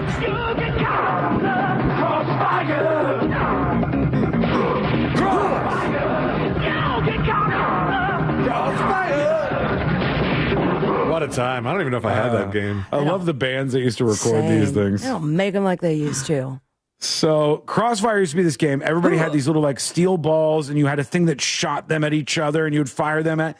That is what the traffic pattern in a Buc-ee's is like. Everybody, everywhere, all at once. Everyone, everywhere, all at once, like the movie, but less dildos. Yeah, that's about what I would say a Buc-ee's is. Well, they sell a lot of stuff there. They were butt plugs. Oh, well, I'm sorry, less butt plugs. But I didn't. Glad we cleared that up, guys. Yeah, got all the day's work. All good. All good. If they would have sold those, maybe she would have changed her mind on it. She would have been like, well, I'm turning the corner on this. I want to see what you have to say. Join us on the show with your dispatches. Record your thoughts just like this. Here's Dingo with a dispatch for us. What up, News Junkie? Dingo here. I just want to chime in real quick about the Buc-ee's, girl. I have still not been in a Buc-ee's. I've had some food from there. It was like, like a $12 brisket sandwich or something. It was pretty good, but I mean, it wasn't spectacular. I haven't been in the store yet, but I will say that this girl is my hero. Yeah. Some people really like her. Some people are Buc-ee's fans and they go against her. And some people are like, what's a Buc-ee's? Those are our three categories of people on this for sure. Lizzie sends in a photo dispatch and says, I say it the way you do, Sean, and Google agrees. Oh, Jaguar? Hold on. I haven't even seen it. Because we're talking about the car that was caught underneath the bus earlier. This guy smashed his Jaguar into a bus, a school bus, trapped it underneath, and then fled the scene. Sealine said he went home, and then he got into like a domestic violence incident where he beat his wife or something. We got into a altercation. Yeah, and the rest is him being in jail for a while. This is the way they say to do it? Jaguar. Jaguar. Okay, I said Jaguar. Okay, I think Jaguar. You have a button there. Hit that American pronunciation. Where's that? Top right. Yeah. Change it to British. Yeah. Jaguar. Jaguar. Jaguar. Yeah. Jaguar. Yeah. Jaguar. See, I'm American, so I'm going to go with Jaguar. Jaguar. Now we got it. Now we got it locked in. I like how the people also ask on Google says, is a Jaguar pronounced as Jaguar? How do Brits say Jaguar? And then how do Mexicans pronounce Jaguar? Wait, hold on. Is this how the Mexicans say it? Let's see. There's a whole video for this? Jaguar. Jaguar. Whoa. Jaguar. That's how they say it in Mexico? Jaguar? Jaguar. Jaguar. That's more fancy than any of the other options. That's fun. Jaguar. I love how this is just a YouTube video right here. All right, there we go. All right, folks, when we come back, we have jury duty, and that means we have updates. I'll put the updates in there. One is on the Colbert interview drama. We'll see what the latest is on that. The other, of course, is on the Nancy Guthrie case. I've got all the different twists and turns that have been added to this mystery we've been following, and that's all in jury duty. It's coming up next on the News Junkie. If AI ran this station, it'd be organized. And nobody wants that. Real Radio 104.1, guaranteed human. Hello? Samuel L. Jackson? There you are. That's one strike on Samuel L. Jackson. Think I'm not paying attention, buddy? I've had it with these motherfucking glitches on this Monday to Friday plane.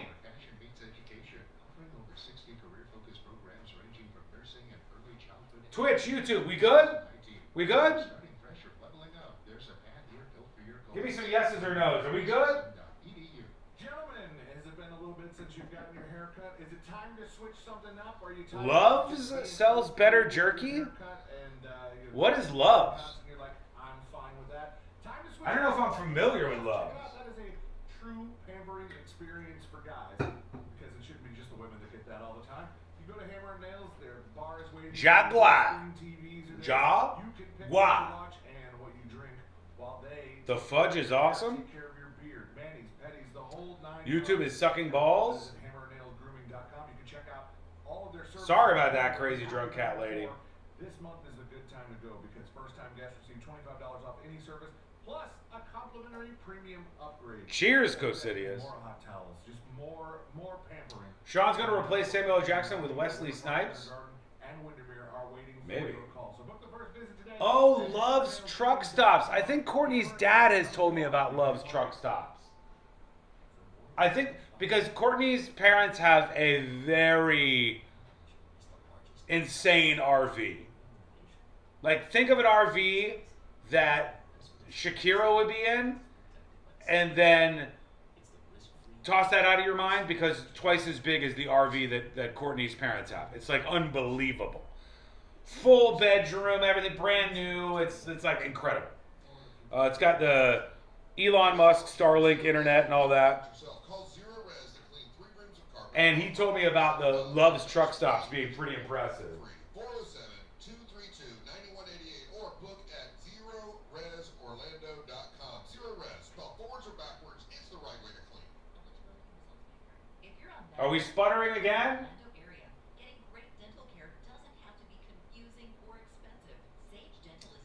Heidi says, so sick of the ads. Well, Heidi, I will try to work on things for tomorrow. I apologize that the stream is glitching and there are ads popping up. Although I probably can't talk to you right now because the audio is probably cut out.